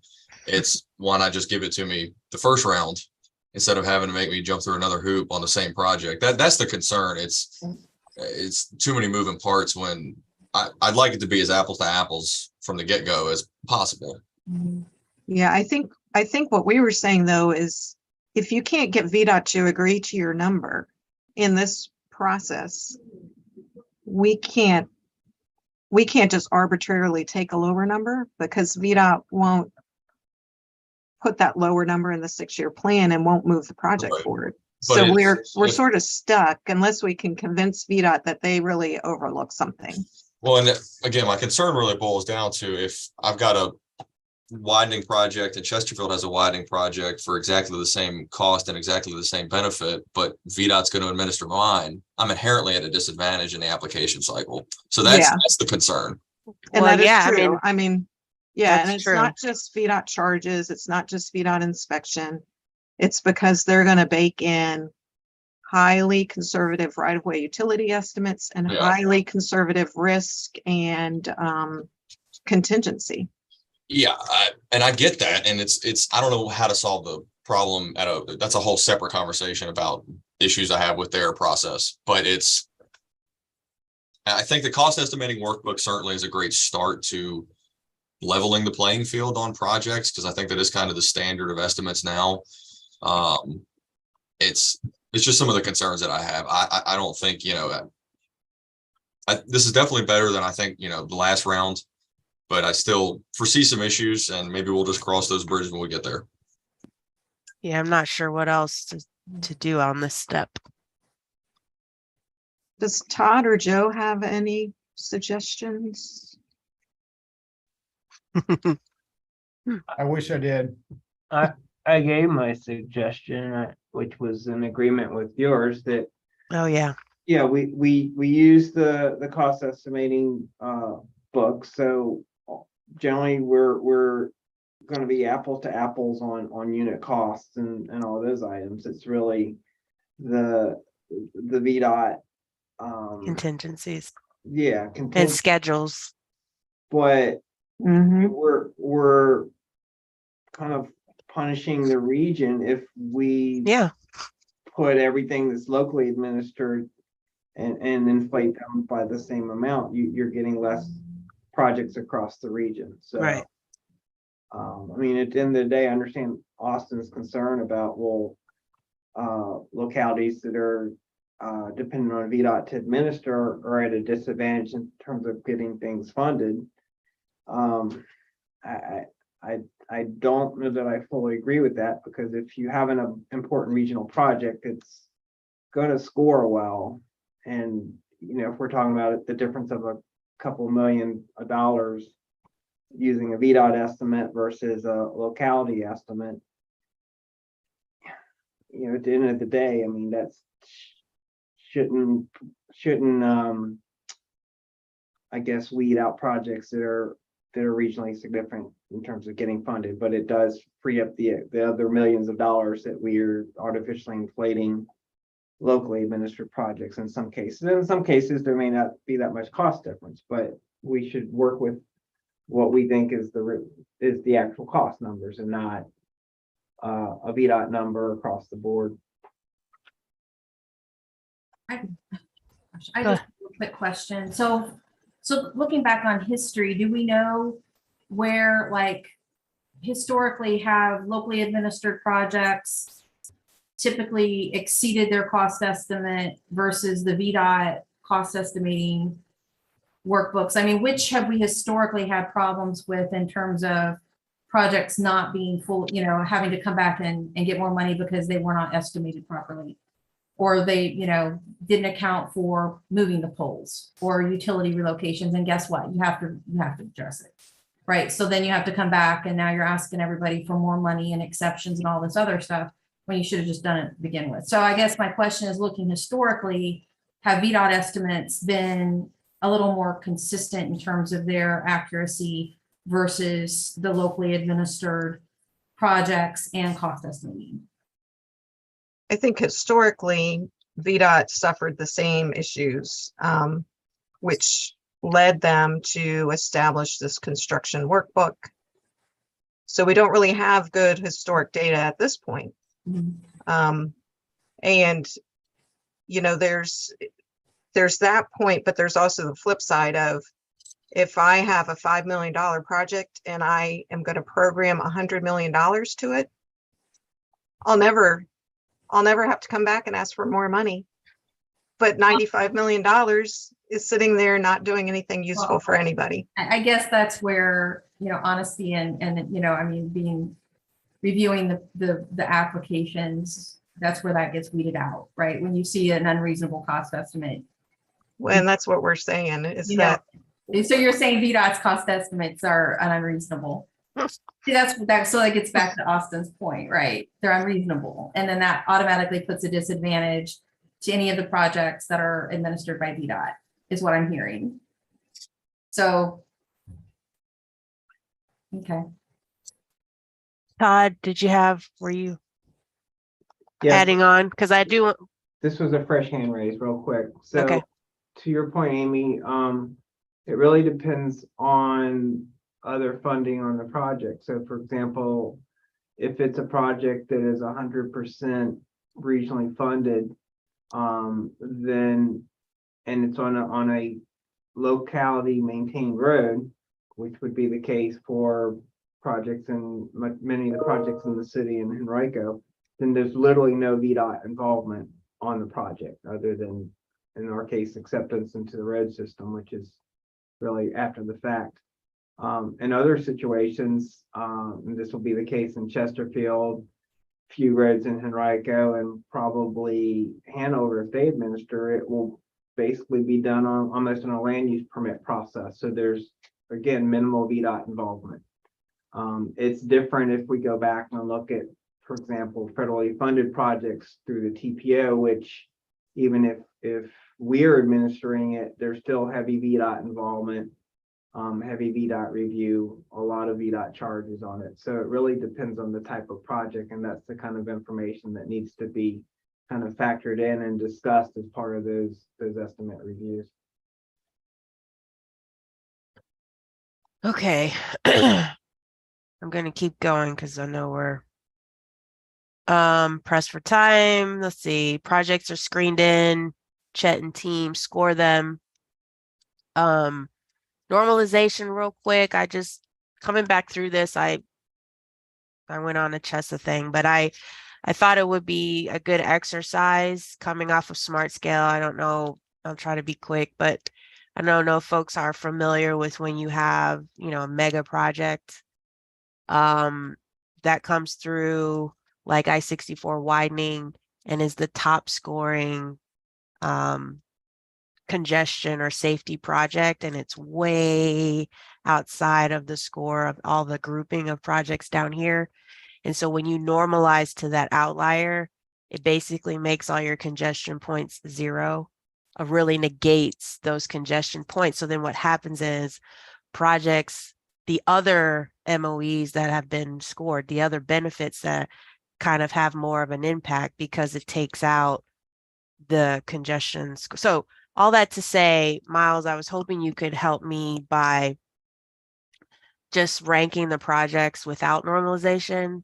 And we could just take a quick review to see if any of the outliers in this last round, if there were any outliers that skewed the scoring. One way to avoid that is just not to normalize, or we could have some text in here that says, you know, we will evaluate the impact of outliers each round to see, and then make a recommendation or something with the scoring if there was an outlier that really swayed the score. So no one really brought it up as an issue this first round because we funded everyone's projects. Scoring really wasn't scrutinized this first round, and maybe we could deal with it next round. If scoring plays more of an impact, but Miles, I don't know what you thought. You saw the scoring. I don't recall there being anything that was too out of whack, but Yeah, I don't think for this first round of CVTA, because you didn't have the huge projects generally. It was more Yeah. smaller projects, so they were more comparable. yeah. But if I have to vote, I would say normalizing would be easier for us to, normalize and throw out an outlier is easier for us to apply than just giving raw scores across 'Cause the they're board, because like- that's how do you compare those then? Yeah. Yeah. It's like these huge numbers and you don't really have a sense of, the magnitude of the number. Yeah. So maybe we just need to add a step that says we will evaluate for outliers. Impact of, yeah. And if there are outliers, not that we're getting rid of the project, right? It's still Right. there, but Just- we'll do another normalization without the outliers included. And you can do statistically, right? Outliers, statistic, you fit their line to it and the R square and all that. And you can statistically define an outlier. And then if we have one, we could, like Barb said, rerun it without it just to get another idea.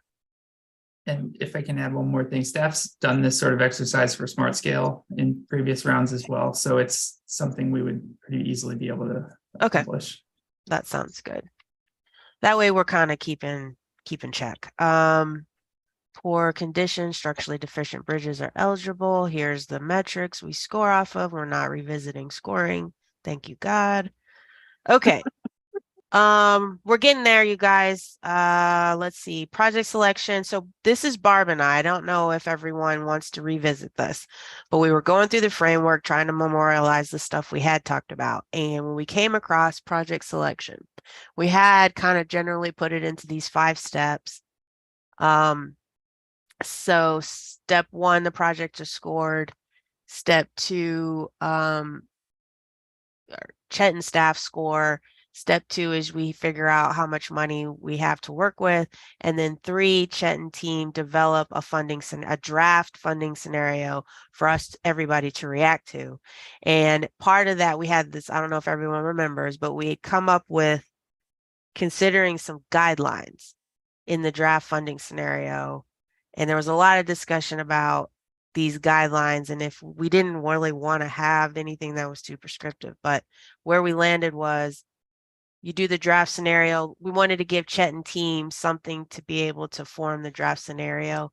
And one guideline was the distributions of funds were roughly proportionate to the total value of the requested amount by project category. So if you remember, we're grouping like projects and your the projects are ranked in categories. So they're apples to apples.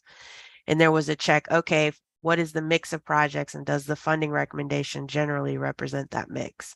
And then we said, geographically, one project should be selected from each of the 7. Oh no, at least one project should be selected from each of the 7 project categories. So we have 7 groups of projects. This is kind of redundant when we were looking back at it because we have this bullet 1 covers bullet 2 essentially. So we were proposing to delete that. And then the third bullet was the geographic check. At least one project should be geographically located in each of the 9 member jurisdictions. And so Barb and I were reading that through again, and we thought, if we're all honest, this happens, right? But as far as, everyone goes through and says, is everyone getting a project? But should that be something that is a guideline that is data driven, that TAC is going through the projects and making sure everybody has a project? And then we had a cap on studies and PE only should not exceed 5 and 10% of the CVTA regional funding. So I don't know if people have heartburn with taking these out, want to leave it. We could deal with it when it becomes an issue down the road, if it does. Thoughts on geographical representation? Oh, go ahead, Barb. Did you have? I was getting to that 5% studies, Oh. 10% PE only. Mhm. Earlier in the agenda, when we were talking about PE only, we talked about we might need to revisit those percentages. Yeah. We certainly don't want to spend all of our money on studies and PE only. I don't know. Maybe when we actually consider action on the request from folks on PE Oh. only, Sure. we'll have a better kind of idea of percentages, and we can adjust this if we need to. And it's a should not, and it's a guideline. It's not like It is all smushy. plus or minus, Thoughts on any of these general guidelines of the funding scenario? And we'll send this out. Okay. That was I mean, a question, yeah, oh, you're good, Amy. okay. Oh. All right, so that at least one project should be geographically located in each of the 9 member jurisdictions. And the reason why we thought we needed to give Chet and team some guidelines was because we are ranking by category. We don't have, if we have 50 projects submitted, we don't have 1 through 50. We have 1 through 10, 1 through 10, like in each category. And so we thought we needed to give them some guidelines to be able to establish a funding scenario. And so we came up with some general guidelines. Also, when you consider the geographical, taking this out, we have opened up eligibility so everyone is at least at the table and being scored and ranked. Well, And the votes are there to, decide. yeah, I mean, I guess it hasn't been the case, right? So I don't think you have a project in each of the 9 jurisdictions. No.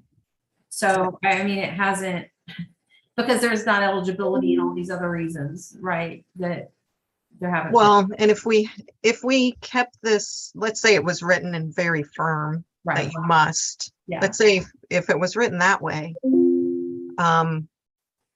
we'll say that King Martha County could have a project submitted that is $100 million. They only submit that one.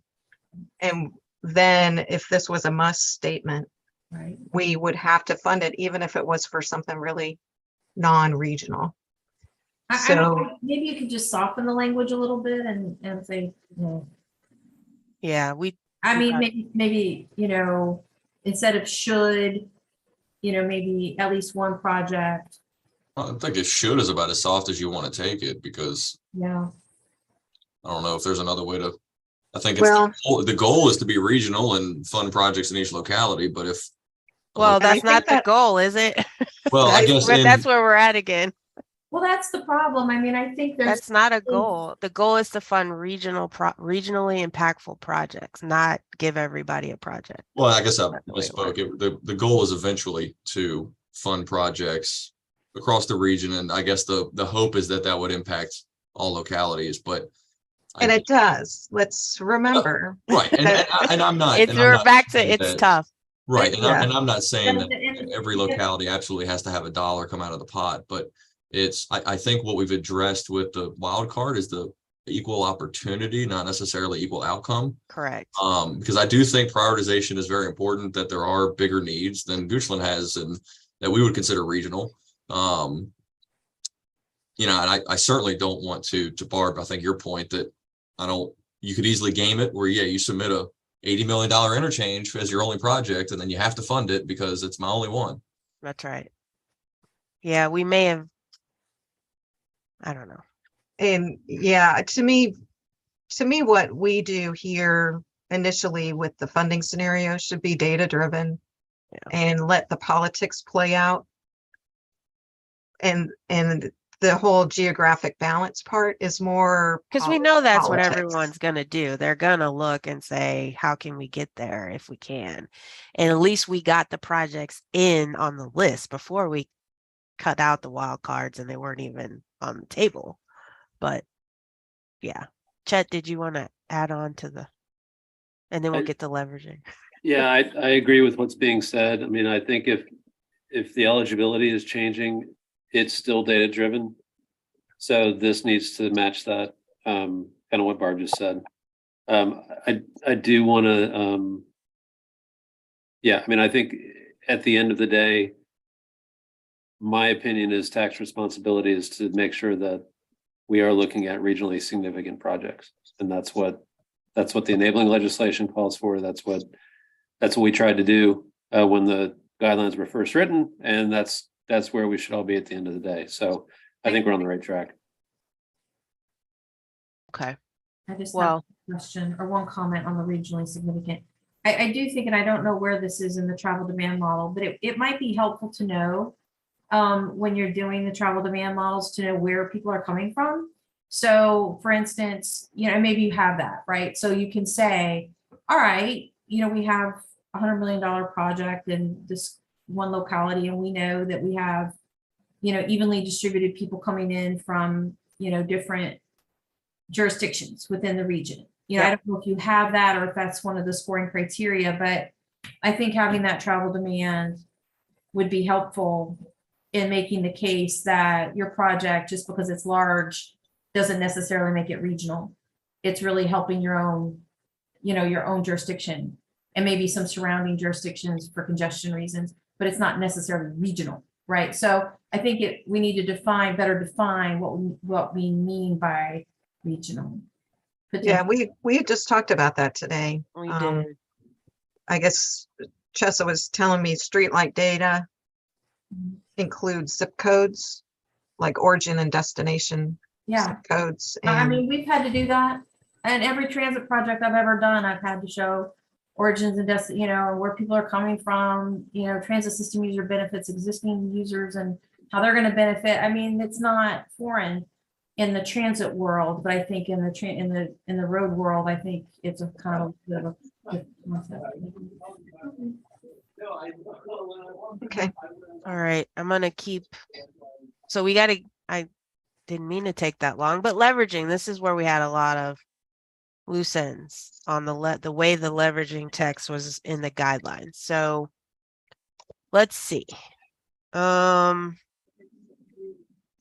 Barb, you can jump in if I'm trying to remember. Selected project request is intended to support, the CVTA shall only allocate funds for the first phase of the project. I'm not sure why did we have this? CVTA shall, go ahead, This Miles. this is Miles. So Yeah. that was from RSTP CMAC originally Yeah. because we have a much smaller pot of funding. So we had That's limited right. it to PE only. So that needs to come out because that's not applicable for the regional pot, right? Okay. Okay, so this is the language we were trying to clarify. The two, you go after leveraging funds and you want to that they stay on the project for 2 rounds. So we tried to clarify that in the language because it was not clear. So if the project is unsuccessful in its first attempt to obtain additional funds, let me turn off. If the project sponsor is unsuccessful in its first attempt to obtain additional funds to complete the project, ooh, that still reads. The sponsor may request to retain leveraging funds to allow more time to obtain the needed funding. If the sponsor does not make this request or the locality is unsuccessful in the second attempt, the project funds will be deallocated. So you get 2 rounds. If the sponsor does not make this request, locality is unsuccessful, or you're unsuccessful in the second round, then the projects go back to the pot. The project sponsor may submit a new application for the entire project cost or leveraging to be rescored with another with other new projects. Subsequent requests for leveraging should include documentation to support request delivery. So we're trying to, and we're going to circulate this. It's going to make everyone's head explode trying to read it now, but we're trying to say that you can request leveraging funds first round. You are unsuccessful, you can use that same leveraging for a second round. But you have to say that you want to keep them. You have to request that you want to retain them for leveraging in a second round. Yeah. You have to apply. Well, not really apply. You just confirm you want to keep them there. Okay. Yeah, I don't know if I'd want to open that up to essentially discussion. It would be, Okay. I would say you'd automatically keep them unless you say otherwise, because I don't know if making the request to keep them would open up every project for, well, is it really, you needed it 40 more in smart scale, and well, we're probably not going to get that to be competitive. So maybe you don't deserve the second round. So leveraging automatically assume you're retaining it unless you give them up. I would think. But that's also where we talk about that whole conversation on the further project development with those leveraging funds. Yeah. So if we're not going to ask, then we need to also state somewhere in here, when we talk about it, it says first attempt to complete may request to retain the leveraging in funds. And, we need something right there on the whole. Is the first, so or your 30% first round, design. you're only allowed to use the funds for leveraging. If you're unsuccessful, you're allowed to use a portion of that funds for further project development. Is that? Yeah. So That's what people want to do. Yeah. So Yeah. I'll add this language somewhere in here. Mm-hmm. Retain the leveraging funds. And then I'll add some text. PE only text, right? Mhm. Okay. I feel like the policy committee is going to already is going to be sort of scrutinizing the leveraging and having something from the locality confirming that they want to retain it. Okay, I'm gonna just and potentially and the retain and or use it for further project development. So one, you say, like the city of Richmond would like to retain these funds, and to be able to use those funds for further project development. And if we have that, I mean, that's the locality stating that. And maybe when we take it to the policy board, we say that the locality submitted this, and this is why this is our recommendation. But to submit it to, like, we can make it something that we have to submit to TAC, because I don't know how to do the annual calculation, but I know we need to do something. I mean, we want to say something about retaining the money and using it for further project development in the policy. Because I could see us submitting for one particular project, I could see us saying we want to use some amount of the leveraging towards PE only, which will better inform the estimate. And we also anticipate the need to request additional leveraging amount, based on the miles exercise. But I think the additional is new. Are you just giving them the intent for your new application? Yes. So that they know, like, let's say I asked for leveraging and the project was like a super duper loser. And I say, well, I want to keep my leveraging. They'd say, well, that was such a loser. How are you going to make that work? I have to either say I'm going to change the scope, or I'm going to find some other funding source, or I kind of have to tell them why I want to hold on to the leveraging. Yeah, And that, I mean, Barb, with that, it sounds like we need to leave the language the way it is in there right now. The may request, but just provide some guardrails in how that request is done, so it's not onerous bookkeeping. You know, that request is made at a certain time of year, everybody does it at the same time, something. Yeah. Okay. Because it may be that big where it's, I need the leveraging, but I also am gonna bring in another $20 million on one end, and the other end, maybe I'm gonna submit it exactly the way it is before, but I think it's gonna be better. So can we run through, I can only process this with scenarios. I think you got the language right. That's what I'm saying.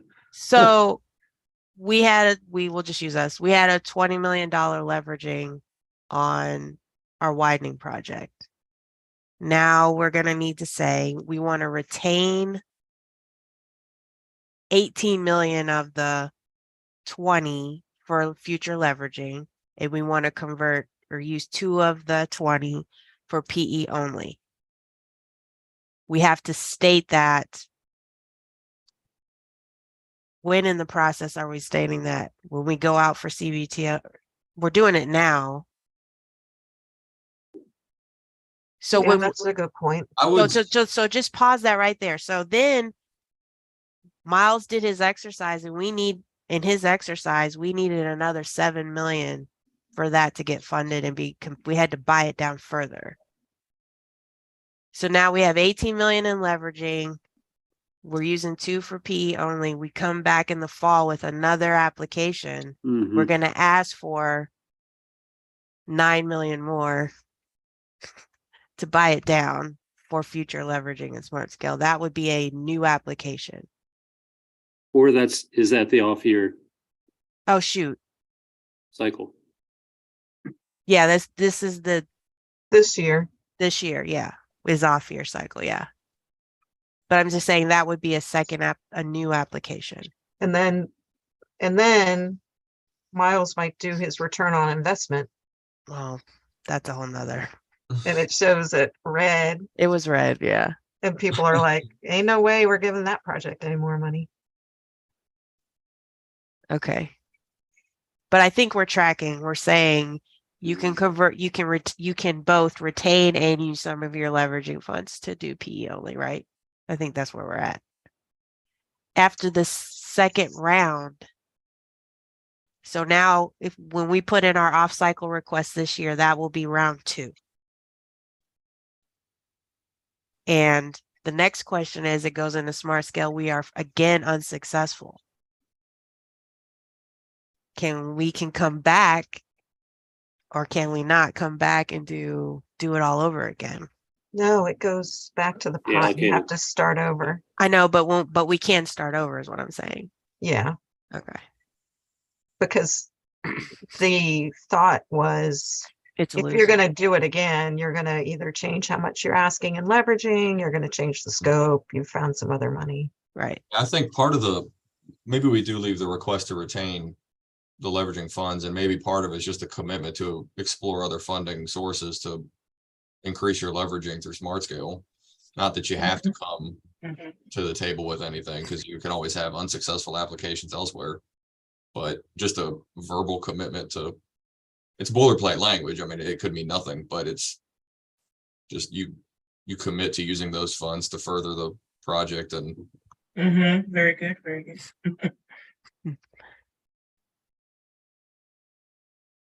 I just So worry. I wanted to get back to what Austin said at the beginning, which was, if it's written in this framework document, do we really need to do anything? Except in cases where we want to turn in money, or like give up our leveraging, or we want to use a portion of the leveraging for PE only. Like, should Yeah, that be what the request is? I think given Miles' presentation of how you got to buy stuff down, why do we need to say we want to hold it? Just let us know you don't want it. It's probably less of effort, what Austin was saying. Yeah, and my biggest fear, and I hope it wouldn't get this far, but I've been wrong before, is on projects that may be the total loser. You know, there was the 288 project that I think was 53 or 56 million that only leveraged 4.3, I think. That would be defined, I think, as a total loser in smart scale. You're not going to be successful next time unless you change everything completely. You know, if we were to request to keep those dollars, I could see at the policy board them going, yeah, no chance. And just saying, no, you're not getting that back. Mhm. So I think it would be, okay, we'll take that, just hypothetically, we would take that 4 million and do 30% to bring the cost from 53 to 45, and then we hunt more leveraging after that. I think that's the request. Yeah. Okay. I think so too. Mhm. Okay. Okay, so we decided that the only thing a locality needs to do is request to give up the money or use some of it for PE only. And we still need to decide how to cap PE only and study. Yeah, I think if in this context, if in Chesterfield's project, the 20 million, I don't know if there should probably be a cap percentage wise of your leveraged funds being used for PE Or this further or project. project development in general. Yeah. You know, I'm sure y'all are fiscally responsible, but there's also a way to blow $20 million on engineering. Oh, no. Yeah, and we already talked about that. We talked about that earlier in Okay. saying that we would, 30%, I think we said. yeah, plans. 30% only. And so like Yeah, all right. our application was for $2 million, which is more Right. than 30%. So we'll have to get a better estimate to get us up to 30 and reduce that 2 million down to whatever it needs to be. Mhm. Yeah. Okay, so we'll try to flesh this out a little better with, All right. so sponsor may request to give up the funds and or convert a portion over to PE only. And then we'll put some cap on the up to 30% plan development. Okay.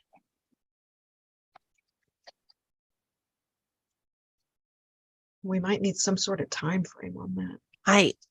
For the PE only, Uh, that you have to have this done in the, or You- even giving it up, right? Let's say we gave up the 20 million, then we would need to know that's available to fund new stuff. Mhm. Or would that also become available for the existing project application? oh cycle that we gosh. have in our- Yeah, that's Miles, what I mean. It We seems like, have that. So- We I'm have thinking of you. the CVTA has an off year and Smart Scale has an off year. And Jesse, I've heard you say off year, but I never know which one you're referring to. Oh, sorry. Yeah. Non-smart scale year. Okay. Yeah. So I don't know how the existing project application timeline process. That's what I was is. trying to clarify earlier. if I can jump in and add one more thing from the staff side. only if it's clarifying. Yeah, so the other thing that's not being considered here is, the strategy for smart scale funding is to front load it so that your project could start immediately after smart scale. So Oh, I that would love that. be year Mhm. one. Yeah. But the problem is then we're sitting on year one money that's not actively moving forward. So we do need to come up with the reallocation process pretty quickly thereafter in the, so that's, doesn't clarify anything, but it is a part of this that we need to consider because we're trying to put the CVTA in as early as possible to bring down the costs on the smart scale projects. Yeah, so we put together that last round's programming to line up nicely with Smart Scale to let us get going. Mhm. And, July 1, we'll know that we don't really need that money in this year. We need So we it. can put it into, it's sort of like developing new cash flow. Putting it out. Yep. So I Yeah, think Go ahead. maybe it should be part of the new cycle. The, new application submittal is when we submit new request, we're also doing this. the same the time. timing of the funds, revisiting that. Uh-huh. We This. say, yeah, we say, well, I want to use PE only money when Oh my we're gosh. submitting our new applications. It's, you know, it would happen all at the same time. Okay. All right. So everybody, we're going to work on fleshing this out in more detail. Good luck. Focus your review on this section for sure. Are we going to be able to, do we need to we need to get this done at the April meeting. So if I get this out to everyone and circulate it, are y'all going to submit back to us edits or, so that April how do we do this so we can get it done and take a vote in April is my question. What does everyone need from us? Obviously to send it out, some draft language, but. Yeah, I was thinking maybe we send it out now for the comments and edits, and then maybe. I'm gonna have to get everyone back together, but you see how long this one's taken just to get through the topics. To be able to vote on it in April. Yeah, because I was thinking something like, but we may have to give one back. I was thinking maybe like 2 weeks if we can, because Chad, I think we're pretty good on the agenda. If we, do it 2 weeks before the due date and send out, I guess, the compile comments. So that's 2 weeks. Yeah, so. Well, do we have to do it in April? Maybe we do it in May. Yeah, we're not tied to April. I know, we're not tied to it. So we can have the discussion at April and resolve it. We got to resolve it. Yeah, let's do that. Okay. So I'll send it out, get some draft language for you guys to react to, fleshed out based on today's conversation. Y'all will vet it in-house and then come to April. Action item. Yeah. Okay. Yeah. No, No, action that's what item in May. right. Action in May. Yeah, action in May. Yeah. Everyone's Discussion gonna in April. Yeah, everyone's gonna come to the meeting in April with their comments. Yeah. And then we're gonna edit and finalize. And did we say we were going to try to compile all the comments? I was gonna say, I think I can. it'd be a good idea to send in the comments prior to the April 10th meeting to somebody. I don't know if it's to Chet Miles or I'll do it. whoever. Or Chessa. Or I'll Chet. do it. Thank Tag you Chet. for everything. Yeah, I'll do it. And just send in all the comments. Well- Not to edit the document based off of, but at least we can pull them up and discuss specific comments and. And I In the spreadsheet, keep track of the comments. okay. However. Okay, we can do that. Thank you, Chessa. Yeah, that's no You're problem. awesome. We'll get over The amount of work that you've done, and Barb too, for going through all of this and making this first stab at the edits. Thank you. No, it's kind of fun, right? How many we actually get to influence. Right. Don't laugh, Barb, but we do get to influence how this works and trying to get it to work for everybody. So Well, thank you. Yeah, that has been a challenge. I said fun. I didn't say challenge. Okay, so I have some work to do here, but we'll flesh that out. And I think that was cost overruns. Did we have edits in this section? No, No, we didn't. I keep telling Chet and Miles, this is your section.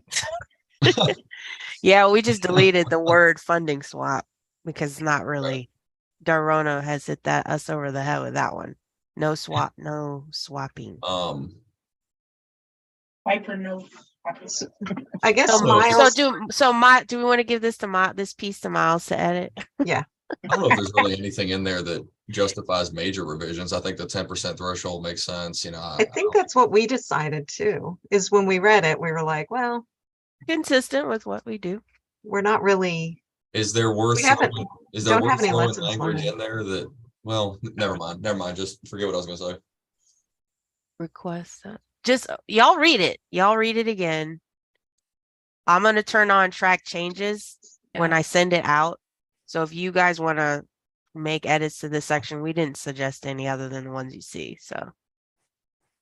Yeah, and I think that's all we had that came up in our mind's eye when we were reviewing it. The only so. other thing, and I meant to ask this earlier, is do we need to update the population tables? I saw that data. So was- that's a code thing, right, Chet? Like that's a Weldon we had that whole 10 years. argument of Okay. like, yeah.